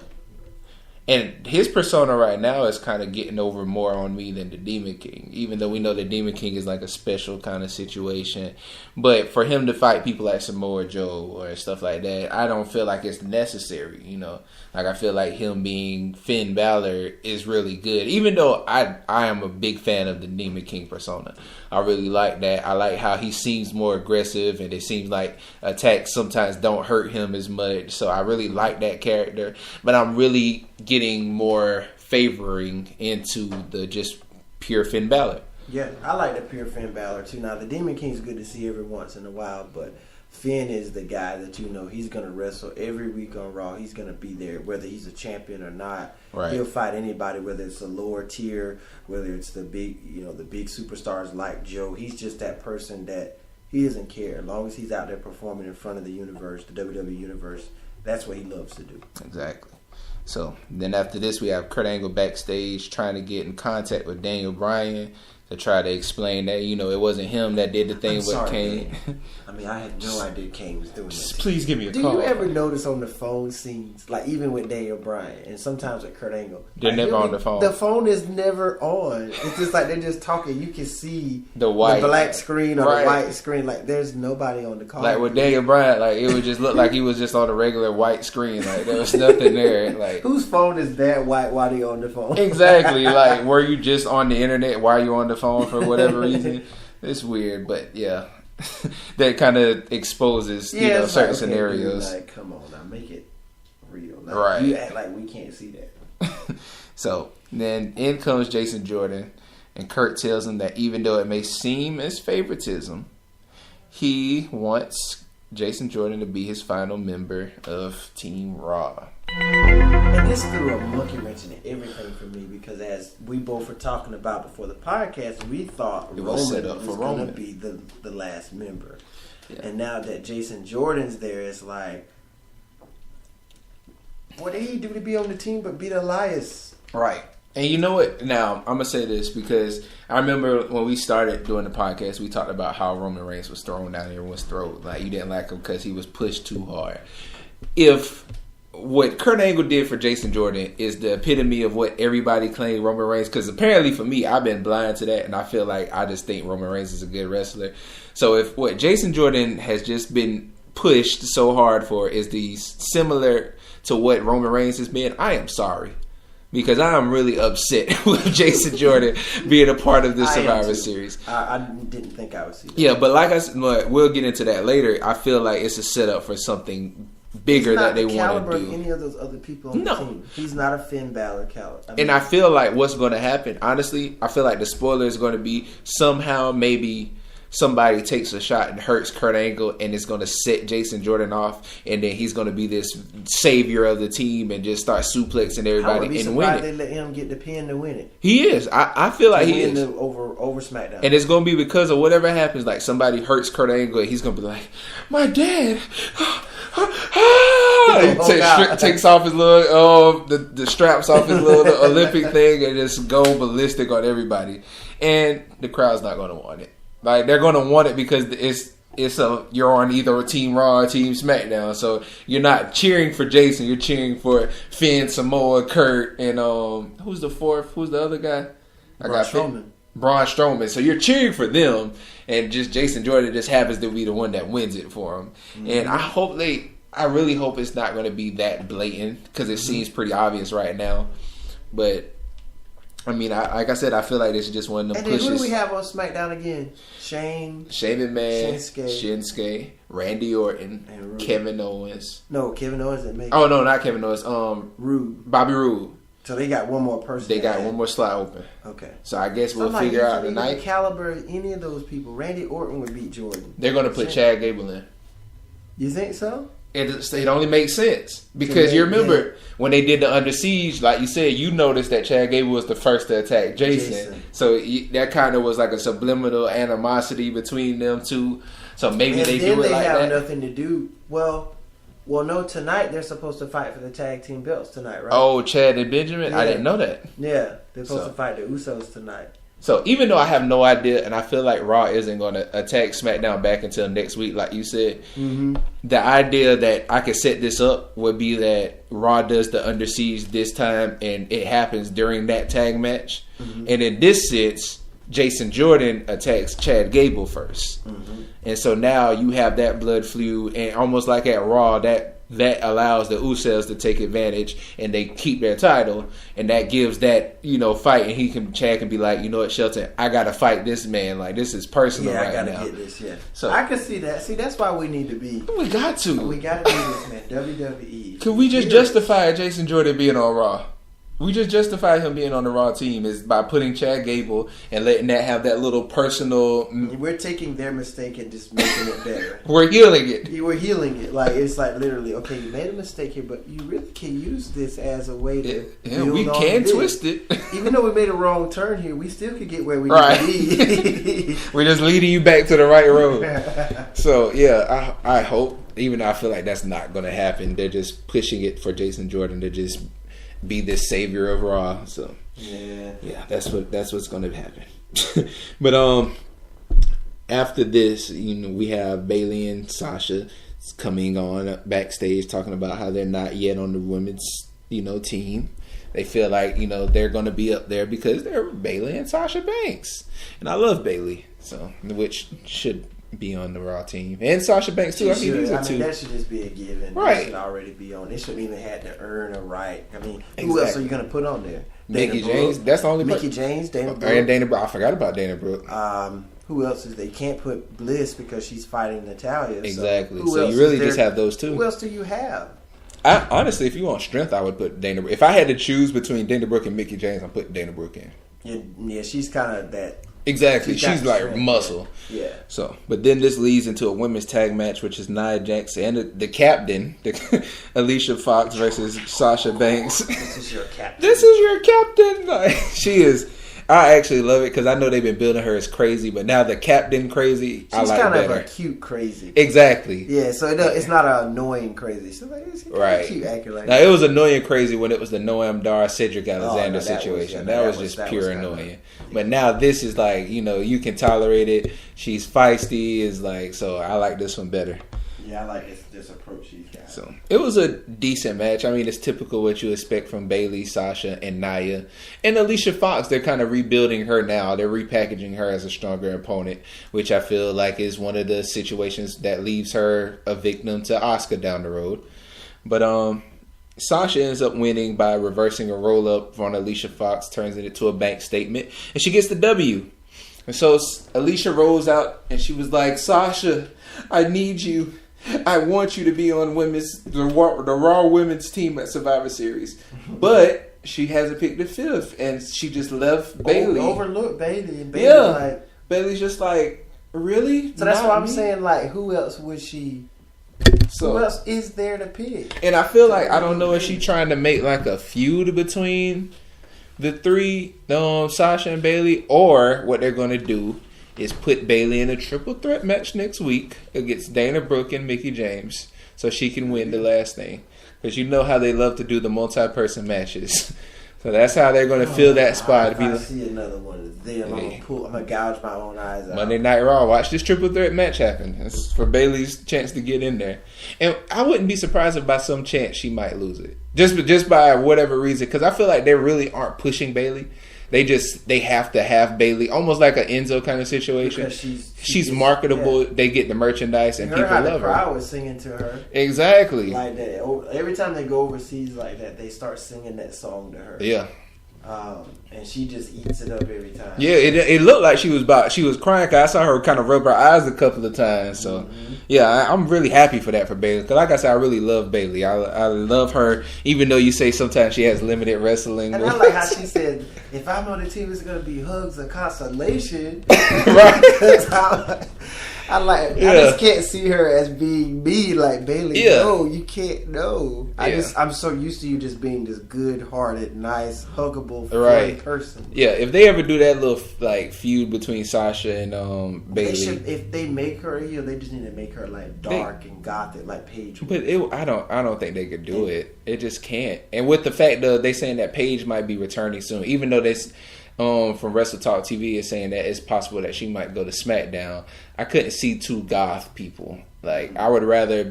Sasha Banks already has, like, the potential to be in the middle anyway.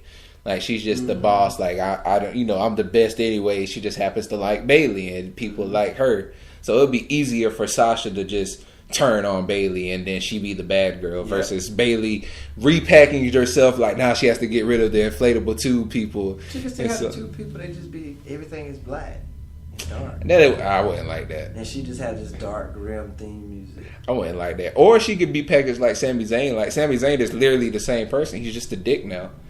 Could be. So, just another idea of WWE. So, after this, we have her with like frowny faces and stuff. That'd be funny. That'd be a funny thing for me. That'd be a funny feud or a funny heel turn for her. So, next we have the Braun Strowman versus The Miz. Finally, he gets to get his hands on The Miz and The Miztourage. And The Miz really sells the fact that he's afraid. Like, he doesn't walk out confident. Like, they have to keep talking to him while he's coming down to the ring. And even then, like, before they even fight, he's like telling them to kind of distract them so he can get in the ring. But Braun finally gets his hand. Like, pretty much this is like the squash match they should be doing with Asuka. Like, Braun is just throwing everybody, or what they should have been doing with Nia Jax. Braun is throwing everybody around, chasing after them. And then in the middle of this, you see Kane come in. You see the red theme. Kane comes down. They face off, and Braun tells him, he said, "I am the only monster in WWE." And then they go at it. They go back and forth, and then Kane tries to chokeslam Braun Strowman. That gets reversed into a power slam. You know, it's funny that when they do the little him just kind of stripping the hand off his throat, they always make it look so like passionate. Like this is really a change in momentum by he taking his hands off the neck and then turning it to a power slam. Did you see how he hit Bo Dallas on the outside of the ring? Ooh, and it sounded off so bad. That's what made it funny. He literally punched him. He caught him. I don't think he meant to. He caught Bo Dallas, and it was really bad. But we saw Kane. He do his little dead man rise thing, but Braun Strowman just clotheslined him out the ring. Miz Taraj, he comes in. The Miz Taraj comes in, and they attack Braun Strowman. But of course, it's Braun Strowman. He takes out everybody. He finally gets to do what he wants to do and running power slam to Miz. And I honestly wish he would have done it 4 times like he did to Curtis Axel. Because like this is the leader, and like, you know, last week you made an example to what you would do to the leader who put you in the thing. You had got your hands on him the way you wanted to. You should have like did that, power slammed him. Exactly. Went to the announcers thing or power slammed him through the announce thing like he did about a month ago. Yep. To Kurt Hawkins, I think. Had to be. Yeah. So, but that's how that all ended. That's how that was done. And backstage, we got the interview with Seth and Dean about the championship match between Sheamus and Cesaro, and they're saying that they're going to let not only them know but SmackDown know for the upcoming Survivor Series that they are the best tag team, and they're going to prove it tonight as well as prove it at Survivor Series. But before that, we get the Enzo Amore promo. But you know what was weird? They let him talk for like a really, really long time. And I feel like if that's going back to how they're saying they have heat on him and they know they can't get rid of him because, like I said, he's a good talker. The fans still love him and he still sells merchandise. So they can't just get rid of him. Mm-hmm. But I feel like they're doing that as a tactic for him to draw stale to the crowd. Because if the crowd doesn't love him, they don't have to keep him. That's true. So now they're like, hey, we're just going to make you keep talking because eventually they're going to get tired of hearing you talk. And then you heard the commentary just start being like, oh my gosh, he's talking so long. What's his name? Corey Graves. He's really annoyed with him. Yeah, he really doesn't like Enzo. He really is annoyed with him. He really every does. Every time he come out, he's like, But this was something that really shocked me. Well, I mean, I guess it made sense because they're at the Manchester United. So Kalisto comes in, and it looks like they're going to fight again. But Kalisto just sits out. He goes out the ring, takes a chair, and Enzo keeps talking. And all of a sudden, Kurt Angle comes out and introduces the United Kingdom champion, Pete Dunne, for a match. And this is actually the first time I've actually seen Pete Dunne wrestle, except for I think I've seen a little bit of his fight for the actual United Kingdom. Mm-hmm. The tournament, not the one where he won, but the tournament where he lost to, I think, Tyler Bates. Yeah, he did. So, but I saw some highlights on him actually winning it from him, you know, eventually down the road, and now he's the new champion. But that match, you know, it was a good performance in a sense. It still allowed Enzo to look like the strong heel he's kind of built to be. But of course, I think, he tries to roll up. He tries to roll up on Pete Dunne and have his feet on the ropes. And Kalisto, being the good boy, he's like beating on the ring to kind of get the ref's attention to let him know that he's cheating. So Enzo gets mad. He turns to Kalisto to like, get out of my business, and turns around. And Pete Dunne hits him with the finisher called the bitter end for the easy dub. And then after that, Kalisto comes in, raises his hand, and then squats over Enzo like, you know, who's the little boy now? Because we find out that they have a Cruiserweight Championship match at Survivor Series. But now seeing that they brought Pete Dunne in being the United Kingdom Championship, even though I feel like it's only for the fact that they were in Manchester, that should have been the match for Survivor Series. Because all of the titles are put in champions versus champion matches. So that should have been Cruiserweight versus the exactly, because they called it Cruiserweight versus Bruiserweight. That's how Kurt Angle called it when they had that match. So, and they said Pete Dunne is 205 pounds. So yeah, they could have, or they could start finding a way to put them into the, because they're supposed to be on there tonight too. Oh, the 205 Live, all the people who like competed in that tournament they had for the United Kingdom. Yeah, they're going to be there tonight. That's awesome. Live. Yeah, so it might be more to this that they might be able to build on. Okay. And so now we finally get to the main event. It's the Tag Team Championship between Sheamus and Cesaro and the two components of the Shield, Seth Rollins and Dean Ambrose. Which was a very good match, as always. I mean, it's always a good match, but you just eventually, sometimes you just get tired of. No, man. I told you for me, this is the Raw's version of the Uso versus New Days, because you never got tired of that. It's not that good as the New Days. Yeah, it's not that good, but this is the only variation we have. Like, this is a good consistent bout. You know, because like Sheamus and Cesaro isn't as high flying as Kofi Kingston, the Usos, or even Xavier Woods can be. Gotcha. So, and then on the other end, you have Seth Rollins, Dean Ambrose, who isn't as strong as Big E when he was a part of it. So, and there's really nobody there for them to feud with either, because the Hardys or Jeff Hardy's out. They don't really use Gallows and Anderson the way they should use. That's unfortunate too, man.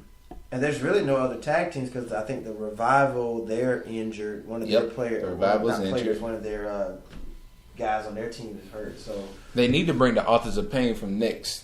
Yeah, it's time to bring up some tag teams for NXT to kind of give you different perspectives of fighting different teams. Right, but the highlight, the same ones over and over and over and over again. Right, but the highlight to this match not only was just the good bout between the two, was the fact that in the middle of it we hear the New Day. Big E, of course, does his little announcement. Oh, Manchester! Like, so they come out in the crowds, kind of like, you know, the Shield, but it's because, you know, it's SmackDown coming on the Raw. So they start talking trash about how, you know, they did all this. They came down, beat up Raw last 2 weeks ago, and they did nothing. Like, that was the big thing. They was like, what did Raw do?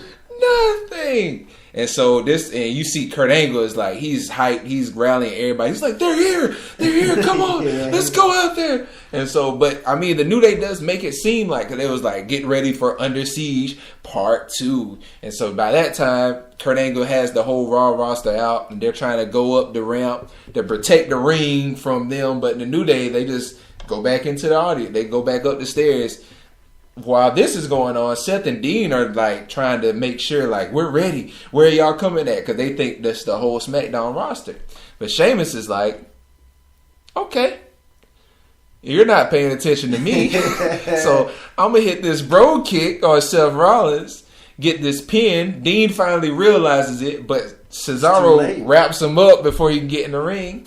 We have new tag champs. That's been the definition of Sheamus his whole career. Any way he could get a win, he don't care if it's by hook or crook. Right. He is going to win. But I love that so much about him. I mean, he don't care. As long as they win, he don't care if he had to cheat. Exactly. You're not paying attention, that's your own fault. And it's funny, he's always, even though he's been a heel, he's been a baby face, he's always had that persona. Yeah, whether he was a good or a bad person, he always cheats to win. If he can find an advantage, he's taking it.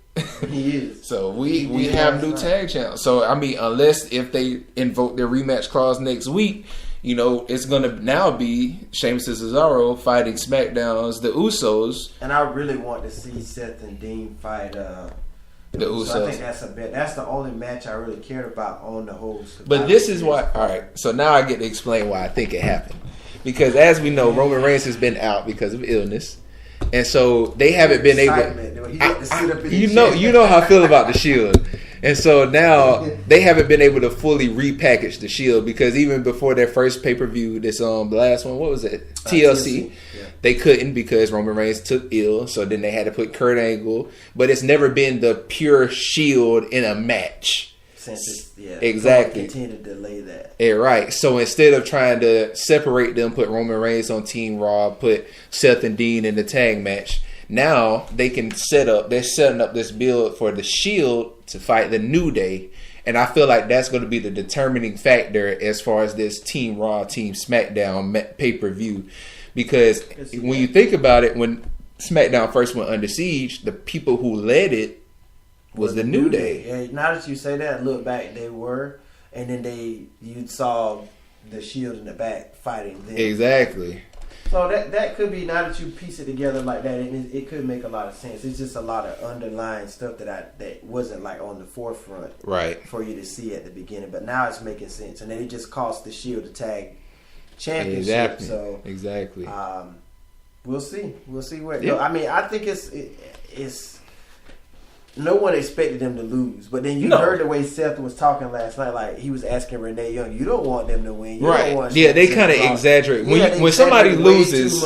When somebody loses, they exaggerate their victory, and so because usually with the Shield, they be like, "Hey, we're the Shield. This is a great team, but we're who we are." Like when somebody's still going to win, they commend them, but then still say, "Well, we're going to show who we are." Yeah, but this time they were like.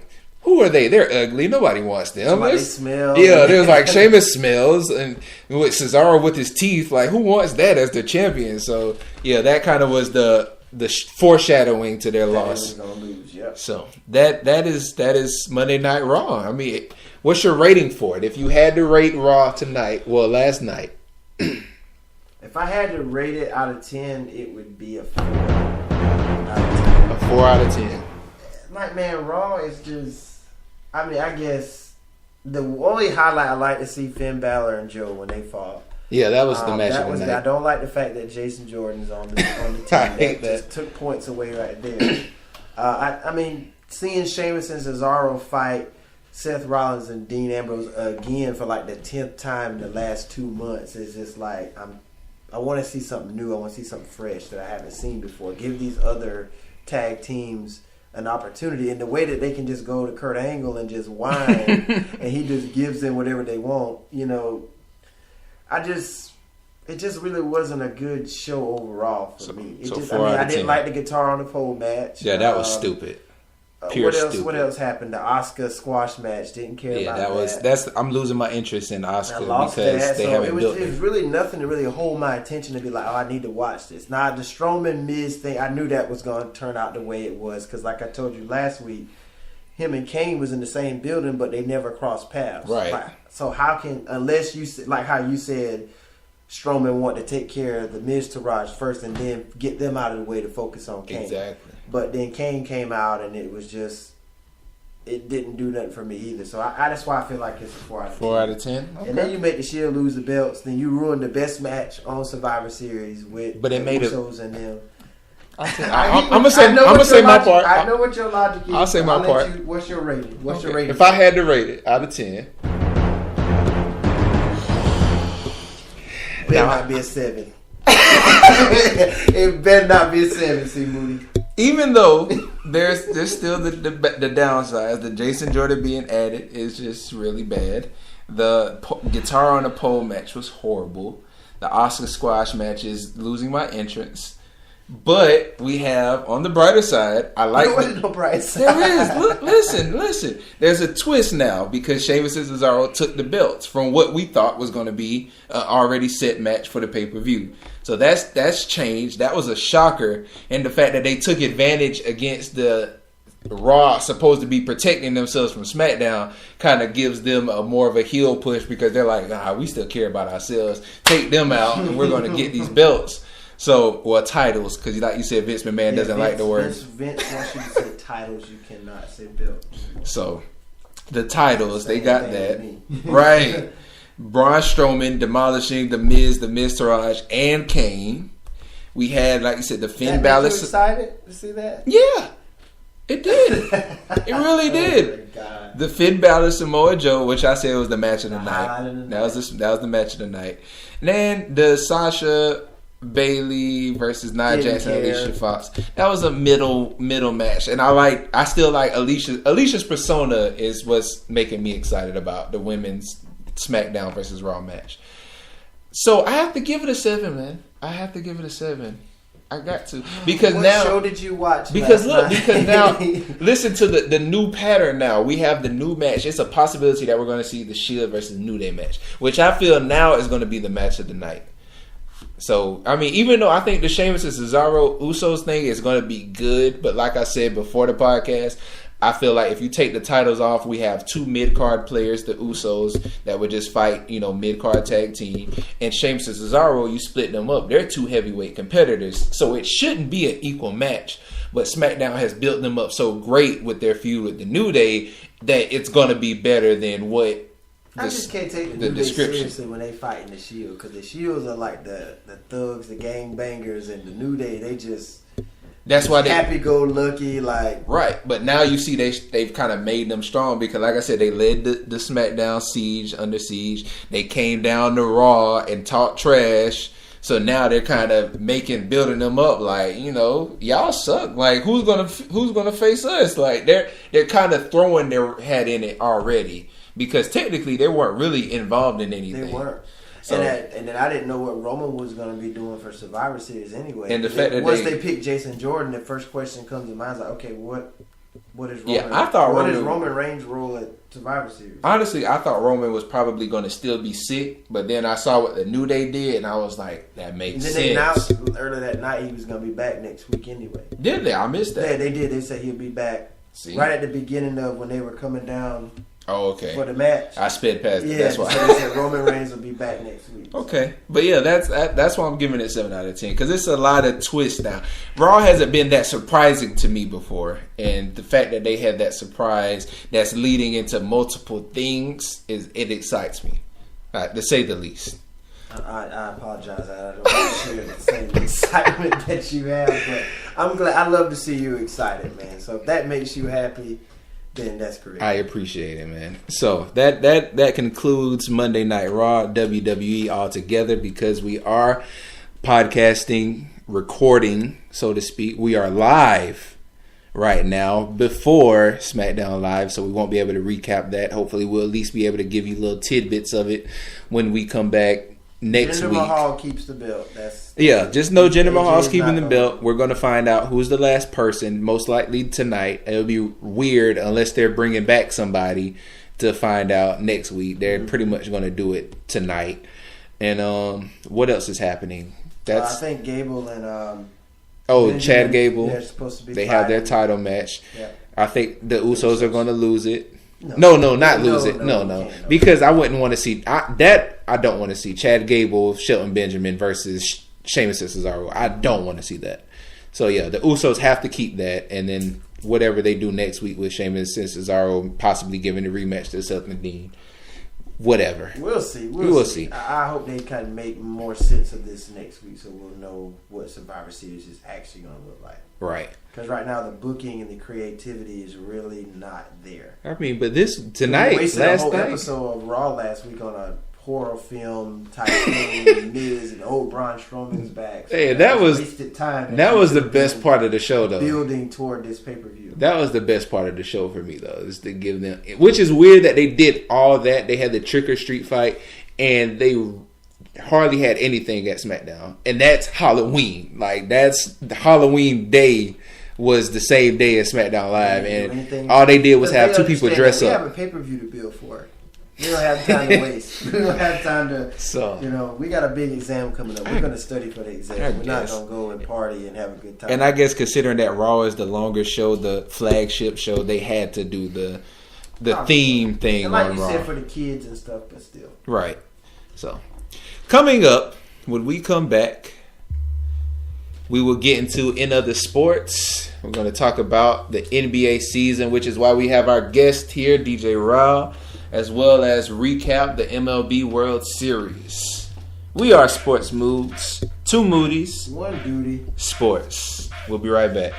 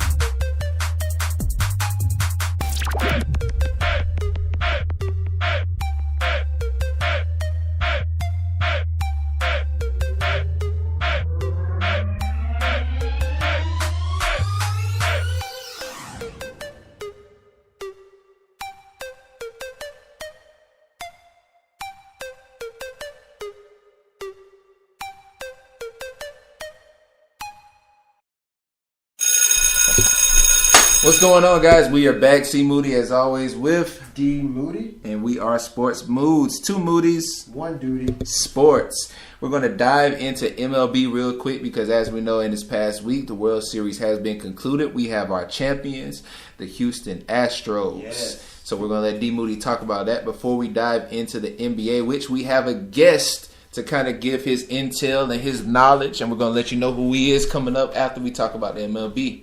Well, just to kind of hit at it, as we know, Houston Astros won the World Series in 7 games, 4 games to 3 over the LA Dodgers. This is the first World Series championship for the Astros in their 55-year history. So congratulations to the Houston Astros on winning that championship.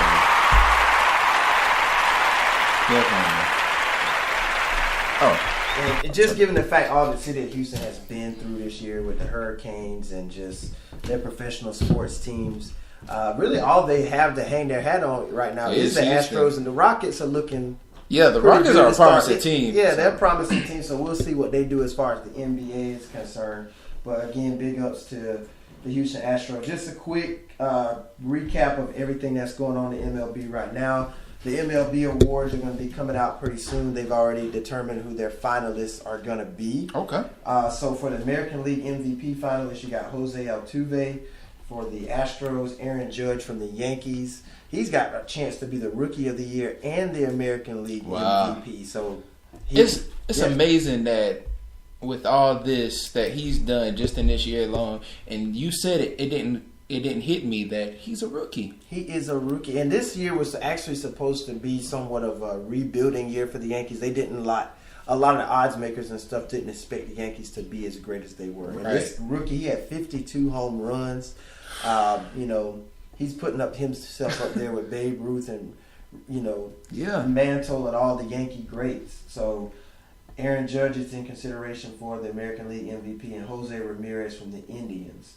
And now for the National League, you got Paul Goldschmidt for the Diamondbacks, Giancarlo Stanton from the Miami Marlins, and then Joey Votto from the Cincinnati Reds. Now, the only thing here that I really feel like that's going to knock Giancarlo Stanton and Joey Votto out of it is that their teams didn't make the playoffs. Okay. So my thing is this: I mean, you can be a most valuable player of a team, but I still think that you still need to be able to lead your team to, the playoffs or carry them further than the regular season. And I think that's what's going to really hurt a lot of them. Now, Giancarlo has a lot of great talent, especially he can, knock the cover off the ball too. But at the end of the day, you're not making the playoffs. I think that's going to work more against you than it does for you. I got you. But for the American League Cy Young, obviously we know that's a pitcher's award. For the pitchers, we got Corey Kluber from the Indians, Chris Sale from the Red Sox, and Luis Severino for the Yankees. For the National League Cy Young finalists, Clayton Kershaw from the Dodgers, Max Scherzer from the Nationals, and Steven Strasburg from the Nationals. Okay. So the Nationals, they have 2 pitchers in consideration for the National League Cy Young, which I think Clayton Kershaw should win it from the Dodgers because, he took his team to the World Series and, fell just a game short of winning it. And then for the American League Manager of the Year, Terry Francona for the Indians, A.J. Hinch for the Astros, which I think he should get it because, hey, they won the World Series. So Paul Molitor for the Twins, up for consideration as well. And then for the National League Manager of the Year, Bud Black for the Rockies, Torey Lovullo for the Diamondbacks, and Dave Roberts from the Dodgers. And then, right quick, the Rookie of the Year nominees are Andrew Benintendi for the Boston Red Sox, Aaron Judge for the Yankees, and Trey McKenna for the Orioles. That's for the American League. I really think Aaron Judge has a better chance of being the Rookie of the Year than the MVP, but he could very well win both of them. Yeah. It's not. I've seen it where players have won both the Rookie and the MVP at the same time. Honestly, in a sense, he deserves it. Yeah, and it was kind of like that conversation in NFL last year with Zeke. They were saying, hey, he should be the Rookie of the Year, and he's the MVP because he really turned the Cowboys team around. Yeah, him and Derek Carr. Yeah. Both of them was in the counts, the standards for MVP. Yeah.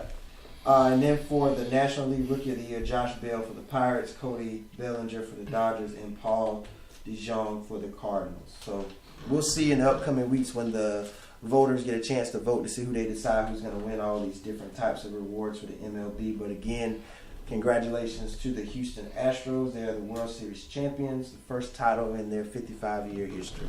Definitely. So one more time for the Houston Astros, man. Great year. They need it, especially with all the things that's going on. And I mean, also in the state of Texas, we have that unfortunate incident this past Sunday with the shooting. Over 20, well, I think about 26 killed, as well as 20 more actually being injured. It was a horrible situation.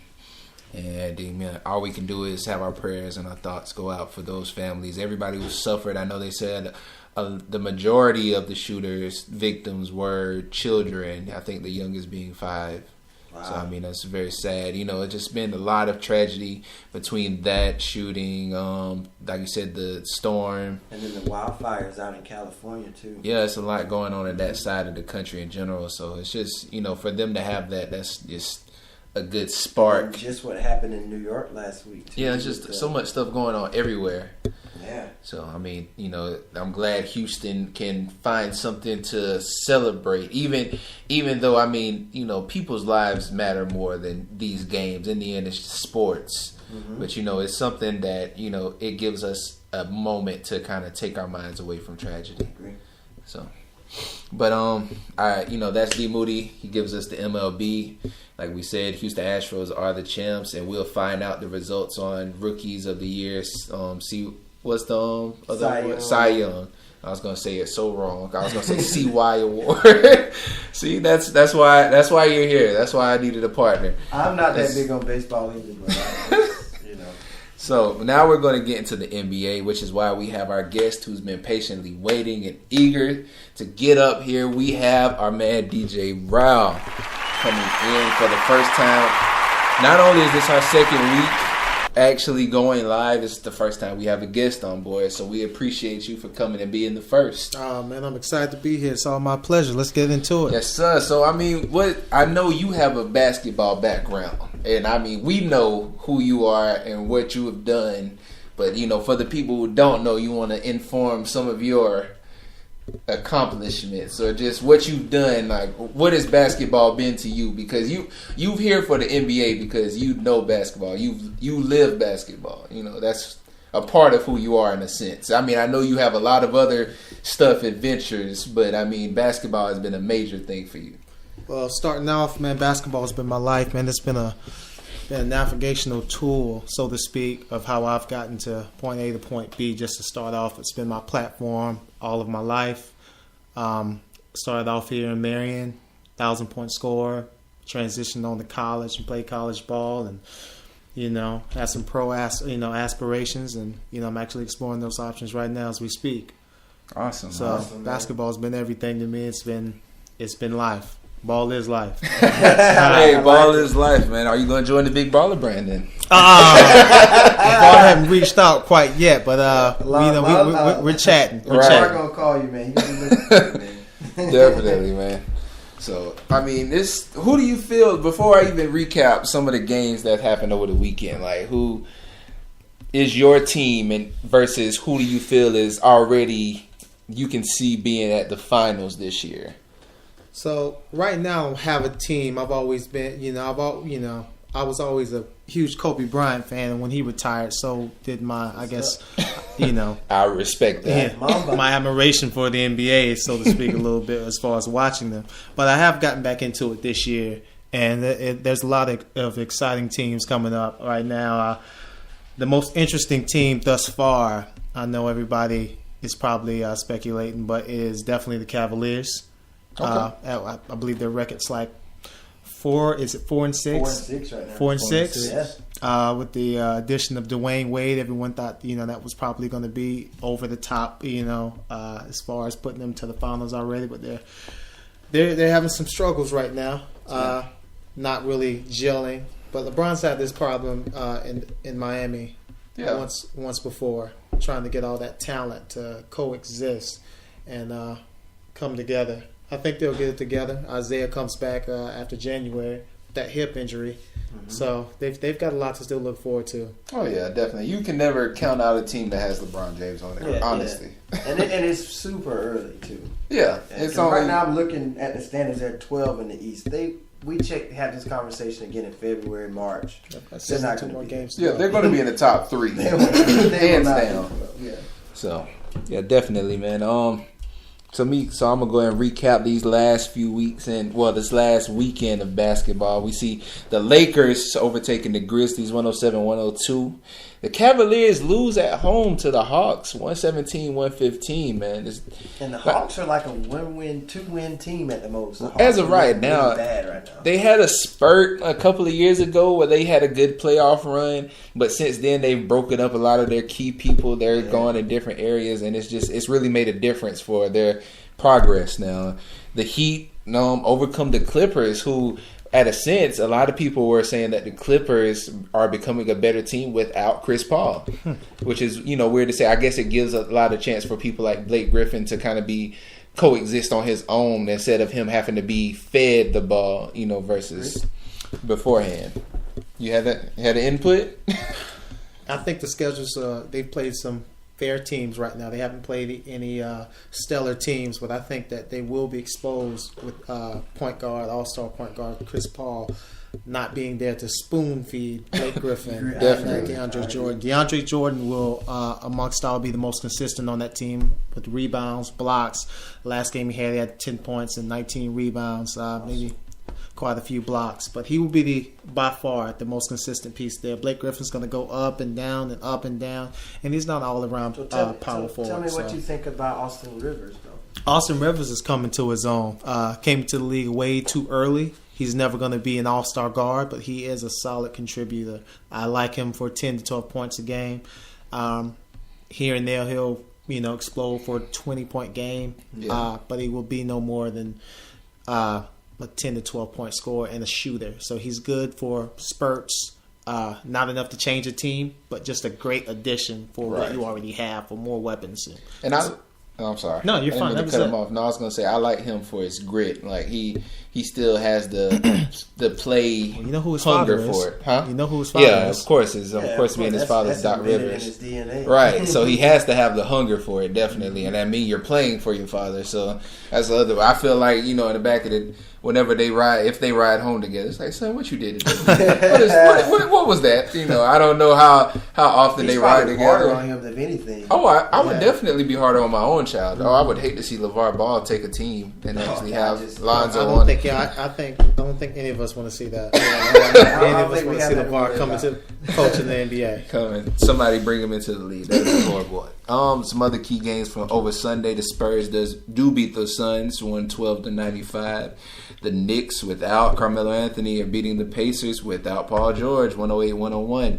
The Timberwolves, now the re-established Timberwolves now with Jimmy Butler, I think Karl Anthony Towns, I think is on that team as well, is really doing good, even though they just beat the Hornets 112-94. People are already looking at them as being a better team than before. I think they're going to be one of those trap teams. Definitely. What I said the other week, dark horse. Yeah, the dark horse. The dark horse. They're going to be a dark horse team, to watch out for. Definitely, man. The general manager did a great job of bringing in some key pieces this year for the Timberwolves. He brought in Jimmy Butler. It's also got Jamal Crawford, who everybody knows is a walking bucket. He's always a great number 1 6 man. One of the most unorthodox players of all time. Yeah. He gets it done out there, man. He still rides with the best of them, man. And they're surprising a lot of teams this year with their consistency, with their grit. They're exciting to watch, man. They're definitely going to make some noise in the playoffs. Definitely. I think the game of Sunday night, though, happened to be in between the Portland Trailblazers toppling the Oklahoma City Thunder. But you know what?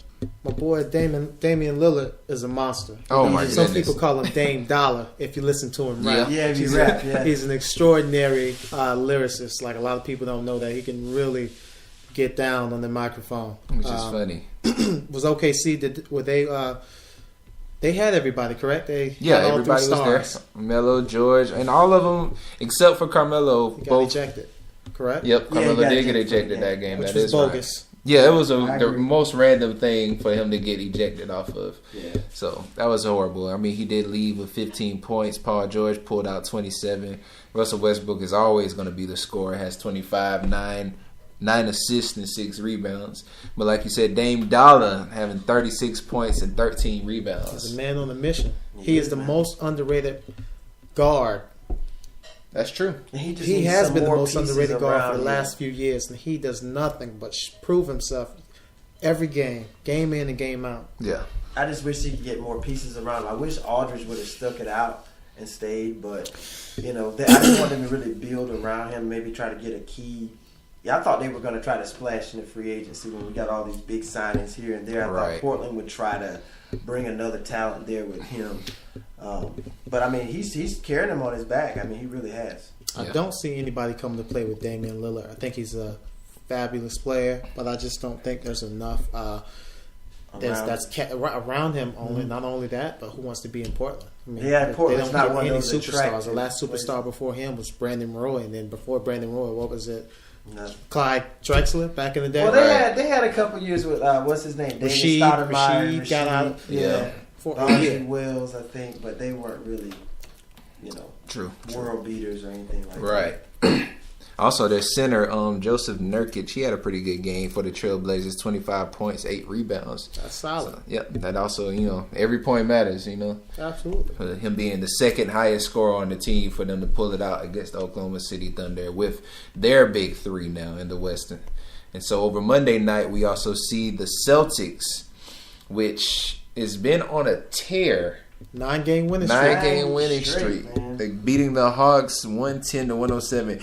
And I seen the highlights this morning, and the moves, the skill set, and the dribbling package that Kyrie has. Boy's got sauce. Too much sauce. Too much sauce.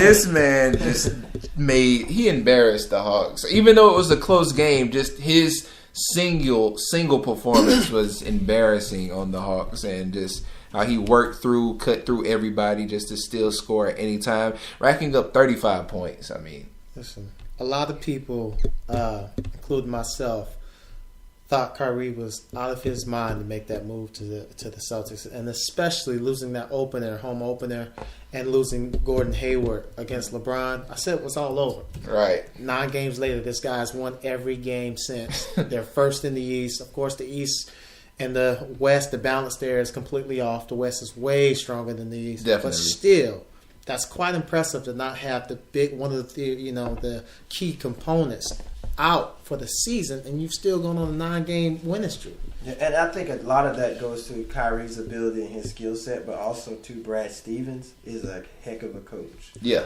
He actually is more of a college-minded coach, but he runs offensive sets for the talent that he has around him. And you could tell when they're playing, like some of the plays and stuff that they run is just amazing to see how they do that. Definitely. And also on Monday night, we saw the Warriors beat the Heat 97-80, which is kind of expected from the Warriors. They with their components and what they've been in the last few years, like the Celtics, is a team that should be nothing less than top tier in their respective conference. Mm-hmm. But like we said, we understand that on the Eastern side with the Cavaliers, LeBron always has a reconstructive period. It's not always as easy to gel because they're getting more talent that's already established, being Dwayne Wade, being Derrick Rose now. And so you're now having to establish your chemistry together, even though he's worked with Dwayne Wade, but it's a different from LeBron coming and adjusting to Dwayne's team, and now Dwayne coming to adjust to LeBron team that still was changing because, like I said, they got Isaiah Thomas, they got Derrick Rose, they got Crowder, I think. So now they.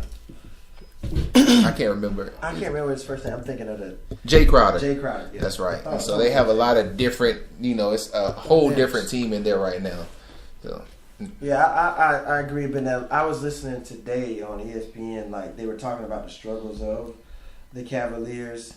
But the big thing is they were saying, is it more of Tyronn Lue not being able to get more out of his players because he's got the talent there, Is it him being less of a coach, as opposed to inheriting a good team and LeBron making him look good once they kicked David Blatt out of town a couple years ago when he won the championship? Right. So do you think it's more of a struggle from a coaching standpoint, or do you think it's more of a just LeBron's just not gelling and the team is just not gelling together? It has nothing to do with LeBron, in my opinion. LeBron's the greatest player of our generation.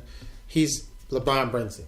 Yes. It is the coaching staff. It is the coaching staff, and it's the players around LeBron. Because you got guys that come in, like Dwayne Wade, who doesn't have to do anything but come a week before the season starts, and automatically he's the new starter over J.R. Smith, who had a pretty stellar year last year. He did. So now you're worrying about the morale of the team. Not only the team may not like Dwayne Wade coming in and JR having to take a back seat to an aging Dwayne Wade who's like 36. He's retiring soon. He's not the Dwayne Wade that we knew 3 or 4 years ago, the Flash, they call him. Right. Mm-hmm. Even JR personally kind of made some notes. He made some comments. He commented publicly about it. Mm-hmm. Right. He did not like it. He was not okay with it. And you know what? Dwayne Wade's play has not been enough to really be starting. Because they were also debating today too, like the fact who's just from the eye test, it looks kind of like Kyrie is actually winning the bet of leaving. Who's faring better? Yeah. But I mean, we haven't seen Isaiah Thomas on the floor yet to be mixed in with what Cleveland's doing. So we got to give Isaiah a fair shot. Yeah. So that's the big thing. So I really think when he comes, he's gonna make a difference. He's gonna make an impact on the team. But it's just, I think it's too early to tell who won that, battle between those two teams, of who left and why did he leave, and would he fare off better in Boston versus staying with Cleveland? Yeah, they're definitely their off-season trades and pickups have shaken the team up a bit. Kevin Love has played absolutely horrific the last few games he's had. I mean, not scoring over 10 points and like 4 or 5 rebounds. That's not very Kevin Lovish or esque, if you ask me. I mean, they need to. I mean, and it's something as simple as pushing him over from power forward to the center position, which he found out through LeBron, not even from the coaching staff. So that's another problem. I mean, finding out from of course, LeBron's the go-to player, but if I'm playing the 2 guard, I mean, I'd probably like to be notified, by the coach at least. That, hey, man, we're going to play you at the 1 guard this year. You're going to be a point guard. You're not going to be a shooter. It's communication at that point, yeah. They got a few things to work on. Yeah, definitely. But they will get it together. I've got faith in Cleveland. Yeah, of course. And like I said, you can't bet against any team that has LeBron James. Hashtag the land. All right. I respect that. You got any other games? I was just going to get into some games that comes on tonight. Okay, you can, because I wanted to hit something on LeBron and something. Oh, yeah. I'm definitely going to get into the standings and some of this prospective top teams, so we're going to get into that. I wanted to say, tonight what happens, we have the Chicago Bulls facing the Raptors. Don't really care for that game. Some to say more key games to see the Dallas Mavericks, which unfortunately is 1-10, but we will see the Washington Wizards, who is trying to, come up in the East. John Wall has been on this hunger to try and make himself relevant, which is, I would say, the Eastern Conference's version of Damian Lillard, somebody who's underrated, and it's not because of his sole performance, but because of just a lack of components, which I even feel like Washington has more components than Portland. So yeah, with Bradley Beal there, yeah, definitely a scorer that can take over the game. A good game would be tonight. The LA Clippers taking on the San Antonio Spurs. 6-4 Spurs versus the 5-4 Clippers. Looks like it's gonna give the chance for the Spurs to be 7-4 tonight. Yeah, should be an easy win for the Spurs. It should. You think so? It should. Think so. The Clippers will go on a very valid losing streak. Wow. That's really sharp. That's really sharp to say, man. The 5-5 Jazz takes on the 5-4 76ers. So I like what Ben Simmons has been doing, man. What do you think, Mr. Rob? He's giving Lonzo a run for his money for Rookie of the Year. Yeah. I like Mr. Simmons. Mr. Simmons is a man. Yeah, he's got a couple triple-doubles under his belt. Oh, he's going to be a triple-double player. He fills up all the stat lines just like LeBron does. I love it. Yeah. Love it. Speaking of LeBron, we have the Cavaliers 4-6 going to take on Milwaukee with Giannis Antetokounmpo tonight. Oh, that's 7 p.m. That's going to be a good game. Milwaukee's a scrappy team, man. Oh, definitely. So is LeBron going to explode for another 50-point outing tonight? It depends if Giannis is holding them. With the crew not really performing. Does it really matter who it is? LeBron is still a freak. Yeah, LeBron is still. I mean, the Greek freak is the Greek freak, but nobody's stopping LeBron from scoring.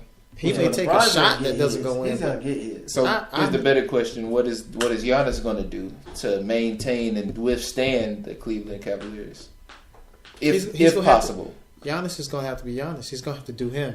But I'm sitting here to tell you that he don't have an offensive game. Really doesn't. Guys, I'm just going to be honest with you. The boys, he's a remarkable athlete, and he's a remarkable athlete at 6'11" who can run the floor. He's a better Rudy Gay. If you guys remember Rudy Gay, yeah. He's a bigger Rudy Gay who can rebound and is a lot more aggressive and isn't afraid to play defense. Rudy Gay was too sweet, too cute. He wanted to shoot and play defense. He is he's a Rudy Gay 5.0. He is the 5.0 That's funny. Rudy Gay with aggression. And I remember Rudy Gay. Yeah. And he's like but he all of his points come off the bench now with the Spurs now. Rudy Gay. I think. Okay, I'm glad. Yeah, that's a good pickup for the Spurs. Mm-hmm. But the Greek freak, he didn't have an offensive game. That's all fast breaks. You slow the game down. You slow his production down. Okay. Point blank. Okay. The last key game to see tonight would be both teams 6-4 Memphis Grizzlies versus the Portland Trailblazers. Memphis Grizzlies versus the Portland Trailblazers. Conley versus. This is a good matchup. This is probably the most balanced matchup thus far tonight. Mike Conley at the point guard versus who was the guy? Lillard. Yeah.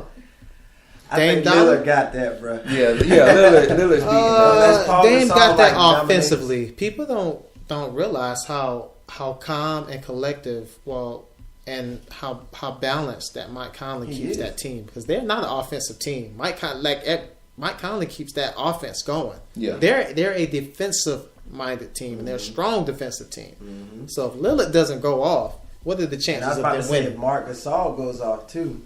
That could be a Mark on that down there in the paint too. Yeah, I was about to say, and Trailblazers are lacking in the inside game, so Marc Gasol should have a field day. Right. Mm-hmm.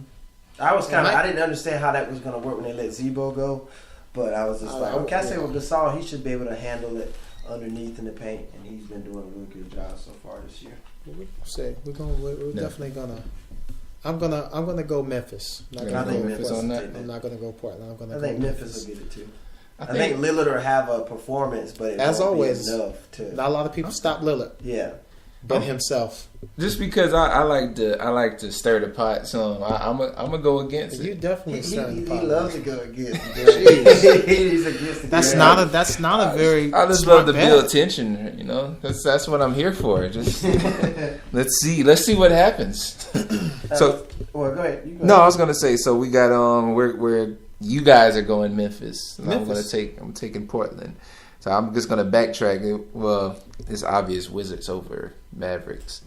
I'm gonna give you the Wizards over the Mavs. I'm gonna give you that. Jazz versus 76ers. Who are we taking? We're going Sixers. Going to Sixers. Simmons should have a strong night. And Clippers and Spurs. Spurs all day. Spurs. Yeah, I have to agree with y'all. I can't be an advocate. I don't bet against Greg Pop. And then the thing about Pop that kind of, I'm glad you hit the Spurs. This past week he became the 6th all-time winningest coach in NBA history.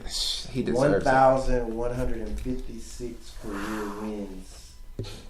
I mean, he's just been when it comes to consistency as far as like coaching, like a lot of times NBA coaches really don't get a lot of the praise and stuff because you have so many great talented players in the league. Right. We kind of focus more on the players than we do coaches. But Pop, throughout the decades, man, he's just been consistent. I think they are on a streak of 18 or 19 consecutive seasons with 50 or more wins. That is ridiculous. Like, man. He is just, and then regardless of the Tim Duncan leaving type situation, he has still remained consistent with the team. Yeah. All right, guys. Who's your MVP right now? If you got to pick right now, who's your MVP right now? Kyrie Irving? Kyrie's got to get it right now. just for what he's done this 9-game tear. Now, I know there's been other great performances. Harden has done some good things. Okay, Kristaps Porzingis is playing, even though it's the Knicks. I get it. But that's not. I mean, his team isn't winning. Yeah, they ain't winning that, so he big of ain't an in impact. consideration for it. I cannot give it to Kyrie simply because of numbers game. Those numbers are way too low. That just simply means that team is well coached. They're sharing the ball, and he's doing a magnificent job with the absence of Gordon Hayward. Mm-hmm. I'm going to actually have to give this MVP nod to. If I can't give a co-MVP, which that will be between LeBron and Harden, I am going to give it to James Harden right now. Yeah, Harden, I agree. Let me say this. Even before, once he said that he wasn't going Kyrie, I pulled up his stats because I knew that the second person and who I figured that you would pick would be James Harden. Absolutely. And it's true. James Harden for the last few years has been MVP caliber performances. He's just always taking over the team, and I think he needed that break from Westbrook and KD. One of the dumbest things ever to let him go. Horrible. There was. Horrible for the Thunder, but good for James. You got a stat line for us? Yeah, for his season, he's already for this season, he's ranked up, averaging 29.5 points. Averaging. How many assists? For the assists, he's got 9.7 assists. Come on, dude. Average. Yeah. This is with Chris Paul. Chris Paul is battling injuries right now in and out of the lineup. Yeah. And they're still trying to adjust to Chris Paul's way of playing. Yeah. But what they needed desperately is that leadership, that toughness. And that's what Chris Paul is there to bring. I am really excited about that Houston Rockets team because with James Harden, you always have a chance. How to they win. beat Golden State. I know it's the first game of the year, but how they went into there with yeah. I mean, they never gave up. Just chipped away at that lead. I don't care what nobody says. I watched that ending. KD beat the buzzer. No. I don't know how they changed that rewind. Oh, you mean when the slow motion? When they showed the slow motion, it was clear that he didn't do it. That's what I'm saying. But when I watched it live, I said, "Oh man, they got him." That's it. Like I jumped. I did everything. I was like, excited. Game one, like God. But when they played the replay, I said, "Yes." I was like, "Who can Photoshop this quick to show?" Right with the Photoshop. They're pros at that level. I'm telling you, there was no Photoshop. You know, all MacBooks in the league. It's just. Hey man, like I've been saying, from a lot of different angles, and just according to what they saw. That's what amazes me: how fast they can edit something with all those cameras in that much time. They gave a call to the Patriots. Huh? That was. They gave a call to the Patriots. I think that's Bob Kraft's team. So, if you guys could start a franchise with one player, you could revitalize their age, their prime, and all the attributes that were just at the the highest of the highest at the time. Who would you choose to begin your franchise with? Now, mind you, this will either make you a millionaire, make you a billionaire, or it could possibly you could lose your job. You know what I mean? True. They could get rid of you and all of that other stuff. Who would you grab to begin your franchise with? To begin my franchise, who would you begin around? Jeez, past or present. You can pick anybody. With the exception of the GOAT. No Michael Jordan. Nobody calls Michael. Okay, cool. Well, here to make this fair, because I mean the real target of GOAT, I mean, which I agree with you, is Michael Jordan, is now for our generation LeBron James. So I shouldn't involve. You shouldn't be able to involve LeBron James. If we're going to take out Michael, because he brought this up. Let me go ahead and clear this up so that we can get back to this question. Okay. LeBron is not the greatest. LeBron is the greatest, probably the greatest athlete we've ever seen. Right. But it's still by far and the most, But Michael Jordan has never lost the finals. Exactly. He's 6-0 in the finals. LeBron has been almost 10 finals and has only been successful twice. We have to leave it there. Exactly. So if you grab him, that doesn't mean that you're going to win a championship. That's what I'm saying. I see what you're saying. And just to add on to that GOAT thing, just to add on to why Michael Jordan will be the GOAT, the difference between the two is LeBron came in expecting. Like, everybody had the build up. He was already this movie, like, they highlighted his high school career. Jordan actually had to build his career up. He was cut from high school, had to do the college, thing to build up who he was. So it was, for him, it's because of his undercard that makes him greater than LeBron James. LeBron had a spectacle, and because everything he failed at lowers his card in my book. because, like you said, how much he was built up, the expectancy, almost like how Lonzo is. That's all. You know what? I gotta disagree with that. You know, and the only reason I disagree with that is because it's hard to live up to those type of expectations. LeBron James came out bigger than the hype. Yeah, Lonzo Ball is not coming out bigger than the hype. That's a stretch to compare the two. I'm just saying I'm just giving an example. I'm not comparing them, but I'm just saying to that hype. Kobe Bryant didn't live up to his hype coming out the NBA, coming into the NBA. He came out of high school, and they thought he was going to be the next Jordan. Took him about 5 years before they even said, okay, he might really, if he continues this progress, maybe we could make some comparisons. So I have to disagree with that a little bit. I mean, but even Jordan didn't come into the season. But like I said, it's because of his undercard. Like, he had to build up who he was. So okay, I'll take that. So who would you build your franchise around? So who would I build my franchise around? And mine is, I'm gonna just tell you right now, I'm just gonna be completely biased because Steve I just Nash. trusted who it is. It is gonna be my favorite player of all time, Steve Nash. Did I call it? You called it. You definitely called it. Now, what year Steve Nash is this? I mean, because there's a Dallas Steve Nash in the beginning of his career. There's a Phoenix Suns MVP Steve Nash. Phoenix Suns, when they went to Phoenix Suns. Western Conference Finals, Steve Nash, when they lost to the, was like every other year. No, when he was in Phoenix, the major one when they lost to the Spurs when he played with the broken nose. Because Robert Ory he cried afterwards. Exactly. But that was like his last year in Phoenix, wasn't it? That His last year healthy. That still to me was like his attributes weren't that high then. I can't say that because he was taking teams with nobody. Right. Like.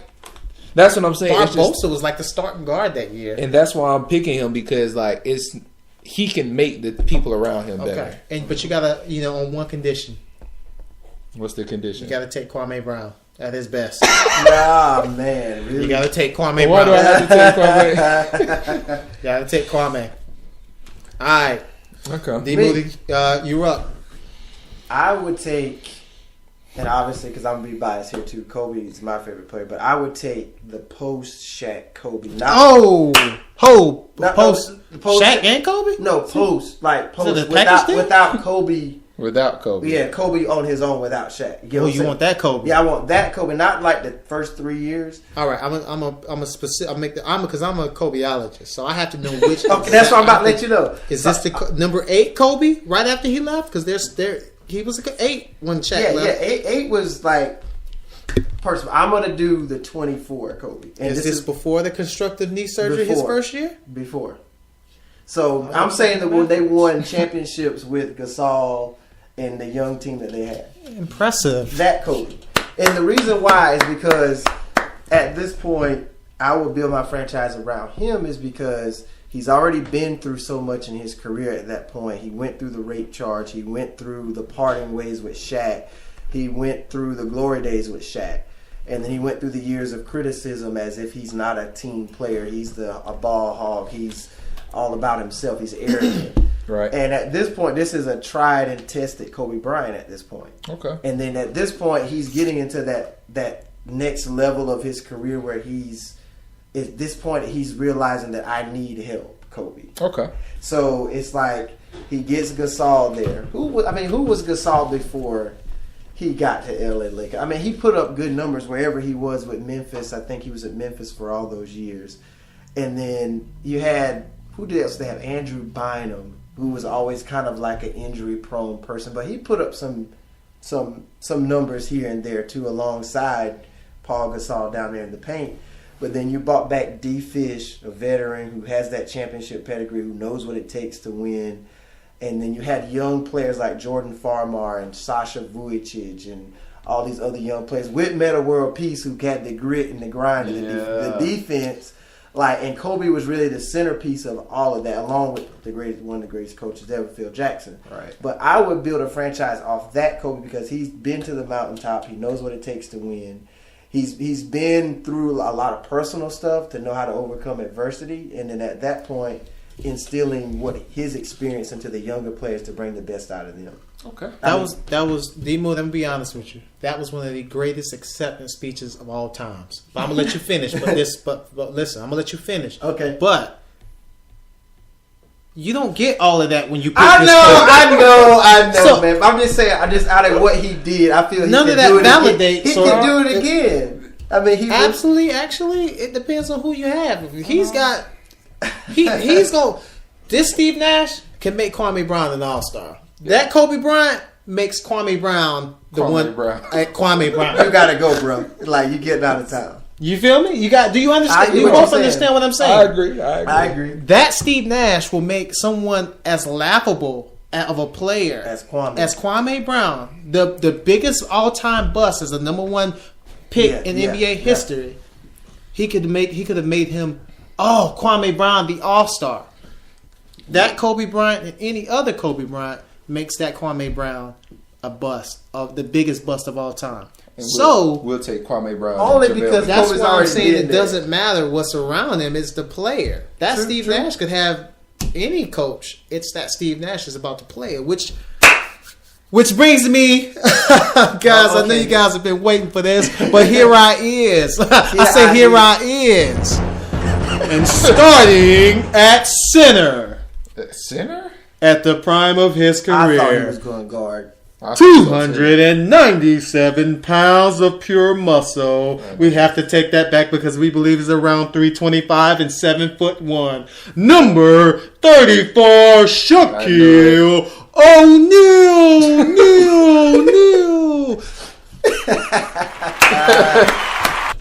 Yeah, first of all, I'd like to thank Kobe, Shaq. This is the Shaq era. Yeah, but seriously, you guys really messed up. Definitely you, D Moody, more so than anybody. Okay. Kobe Bryant is my favorite player of all time, but everybody knows that it took him a while to win those championships for a reason.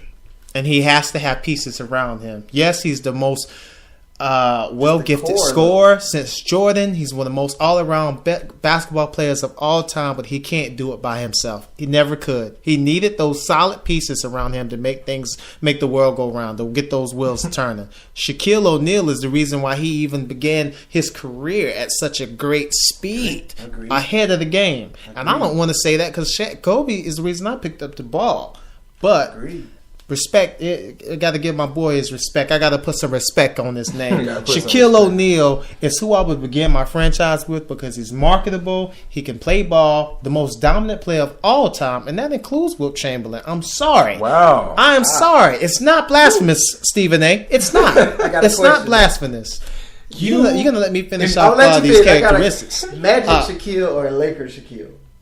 Are we serious right now? Either any Shaquille. I mean, Are we serious right now? Listen, of course I wouldn't pick the Magic Shaquille. Okay, I just wanna I'm make picking sure. Lakers Shaq with Okay. the weight, with the maturity, with the will to win. The Magic Shaquille O'Neal, that's why I asked you what stage of Kobe I you got you, wanted. I got The you. Magic Shaquille O'Neal wanted to have fun. I'm about winning. I'm about making this money, and I'm about us progressing and going forward. So I'm going to pick the Shaquille O'Neal starting. Actually, I'm going to start off at with the year he got there, 97. Okay. I want that Shaq on up. So, all right. and I don't have Before to have they a even Kobe got at to this it. point. I could create a Kobe. I could make a Kobe. Oh, wow. Actually, not. He said, no, "Oh, wow." You know what? Wow. I mean, that's a lot to say. But Shaq, because it's so dominant that Kobe had a lot of. Kobe's really good. He had a lot of easy opportunities because of how dominant Shaquille O'Neal was. People don't remember that or don't realize it. You have to actually think about it. Like, wow. You go back and look at those tapes, there's 3 guys hanging on Shaq, dunking, all the time. Hacker Shaq. Triple team him. Yeah. That's why all the Lakers look good. I mean, come on, bro. Kobe is great. And when he started doing all that ridiculously, ball hogging, so to speak, it was because he was tired of people not realizing that he could play without Shaq. Like, he didn't need Shaq to cause all that tension to show he could outscore you, outmaneuver you. That's where all that came from, jealousy. Or, Envy. because he just wanted to be the bigger alpha. Right. But I'm going to go with I Shaquille respect O'Neal, and I'm quite certain that I'll win more championships than Steve Moody and D Moody. Okay. I don't know, man. I don't know. You have to take an all-star Kwame Brown. I didn't You know what? say that in the same I don't sentence, know don't even what sound will right. come of Kwame with this Steve Nash. I have to say that because Steve Nash has made some guys some all-stars that should have never been on an all-star Raja team. Bell. Right, Raja, Leandro Barbosa. Like, Leandro was good overseas, but I mean... He was pretty good overseas. Yeah. Yeah. Well, that was a good question. That was a really good question. That was a really good question. So that makes me, before we boil down to the last few things on this segment, if you had to pick one coach to lead that franchise, Phil Jackson. Sorry, I had to pick that before both of you guys just went out there. Probably I'm going to would choose go the Phil guy. You probably wouldn't agree with me, but I just feel like he's one of the coaches that kind of gets lost in the moment a lot of times. Doesn't coach anymore. I go with Larry Brown. Can we get him out of here?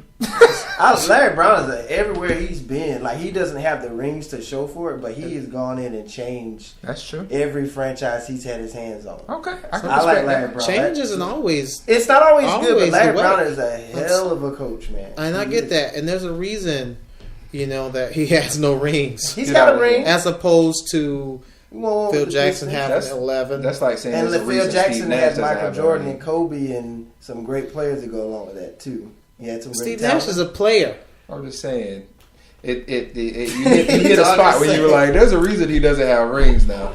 Even though, thankfully to his new acquired job with the Warriors, he has accomplished in getting a ring this past year. I would just like to see Phil Jackson without the all-star players and see what type of coach he was. You saw it in New York. I told you. He wasn't a coach in New York. There's certain players that they bring their talents to a team and just make them better. Steve Nash is one of those players. He brought his talents to the coaching staff, enhanced the skill work on the training camps and the practices. Because all of those guys are skill players. Their packages aren't the dominant players or the centers. All their dominant players are skill package players. Mm-hmm. So that's the type of player Steve Nash is. Larry Brown is going to come in here and try to change up that. They're winning. They've been in the finals the last 4 times. All right, we're going to change the whole system. Let's just put, as he said, he just comes in and changes everything. So here, all right. So D Moody, you have Larry Brown. DJ ROWELL, you have Phil Jackson, the Zen master. And I'm going to tell you, mine here we go. I'm going with Greg Popovich. All right. I'm going to have to nod my head. I got to go with Greg Popovich. I mean, right now for Papa me, P. Yeah, he's the most consistent coach right now of this time. Right now, none of the time. For some period. Years now. It was Phil. But secondly, yes, he just passed Phil on the winning all-time wins. No, I mean that's what I'm saying. Like of this era. Like, no. Of this era, he's second. But I get what you're saying. He's top 2 for sure. All right. You guys got the cricket sound up here? I don't. We needed it for that moment right there. We needed it.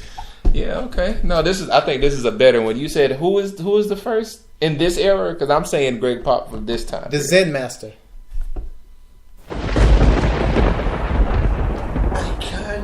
I like that. It's almost Thor-ish.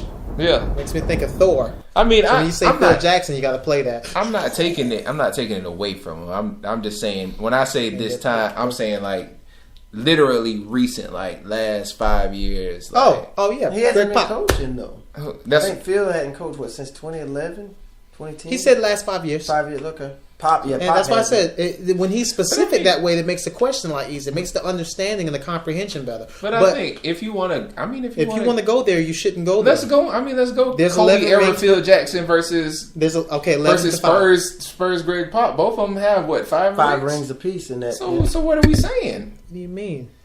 Phil Jackson has 11 Laker. rings. No, I said Laker era Phil versus Spurs era Pop. Both have 5. They've met up in the playoffs a lot where the Spurs have won and the Lakers have won. There we go. Are we doing this? Like you get the advantage because are we doing this? Because Phil has been in here longer and he has acquired 6 more with this. And with that the is Bulls. And 6 is let's not just roll past that like 6 is just a mediocre thing to do. That no, it's not. Work. It's not. He has 11. I mean, I'm not trying to discredit it at any means. Do you think we would allow you to discredit at any means? You're right. I'm dealing with 2 Lakers fans. Apparently, I don't think I can say too many things negative about anybody from that era of Lakers. Very much. You heard the scores you heard the teams playing tonight as well as the scores over this past weekend. As of the conference right now in the East, we have the top 5, Boston being 9-2. At number 2, we have the Detroit Pistons at 7-3. Orlando Magic at 6-4. Washington number 4 at 5-4, and Toronto at 5-4 as well. Looking at Cleveland, like we said earlier, they are at number 12, 4-6, but it's not much to worry about having LeBron. On the Western Conference, at number 1 is James Harden and the Houston Rockets at 8-3, followed behind them with the same record. Number 2, Golden State at 8-3. Number 3, we have Minnesota Timberwolves 7-3. Number 4, the Memphis Grizzlies at 6-4, and Portland Trailblazers at 6-4. The San Antonio Spurs and the LA Clippers are right behind them with the Spurs at 6-4, the Clippers at 5-4. And of course, the man to watch because of the hype, Lonzo Ball and the LA Lakers are at number 10, breaking even at 5-5. So that's going to wrap up what we're doing right now with the NBA. The last thing we got to touch on now is our NFL Week 10 predictions. So we'll be right back. D Moody, it was a pleasure to have you on board, man. It was D Moody. I mean, not bad. I'm Wayne Brady in your show today. D ROWELL. I feel like I'm here every week. I'm sorry. I mean, it's me and you every week, so I'm used to saying D Moody. So his D threw up. I mean, we DJ ROWELL. D3, son. D3. DJ ROWELL, man. Together with D3. I'm D ROWELL, and these are the Moody brothers. Oh yeah. It's a pleasure you guys being here on my show. It's been a good run, but I think after today we're gonna have to probably get new guys. Oh wow! Man. Sorry, replacing us. This looks like, is this the end? We come to the end of the road, man. I'm not gonna sing it. I'm not gonna sing it live. To the end of the road. Nah, man, it was a pleasure, man. I hope to come back real soon and chat with y'all boys and definitely and make man. it even add more spice to it each and every time. Definitely, and also, man, good luck and man, prayers out with you guys. Like you said, going with your future endeavors as far as furthering your sports and basketball, man. Thank you. Definitely, man. So that wraps up the NBA. When we come back, like we said, we're going to end with the NFL Week 10 predictions. We've covered NFL, NCAA, WWE, the MLB World Series, and now NBA. And that's what we do. We're Sports Moods. Always is C Moody here with D Moody and our guest DJ ROWELL. Your man's not hot. 2 Moodies. 1 duty. Sports. We'll be right back.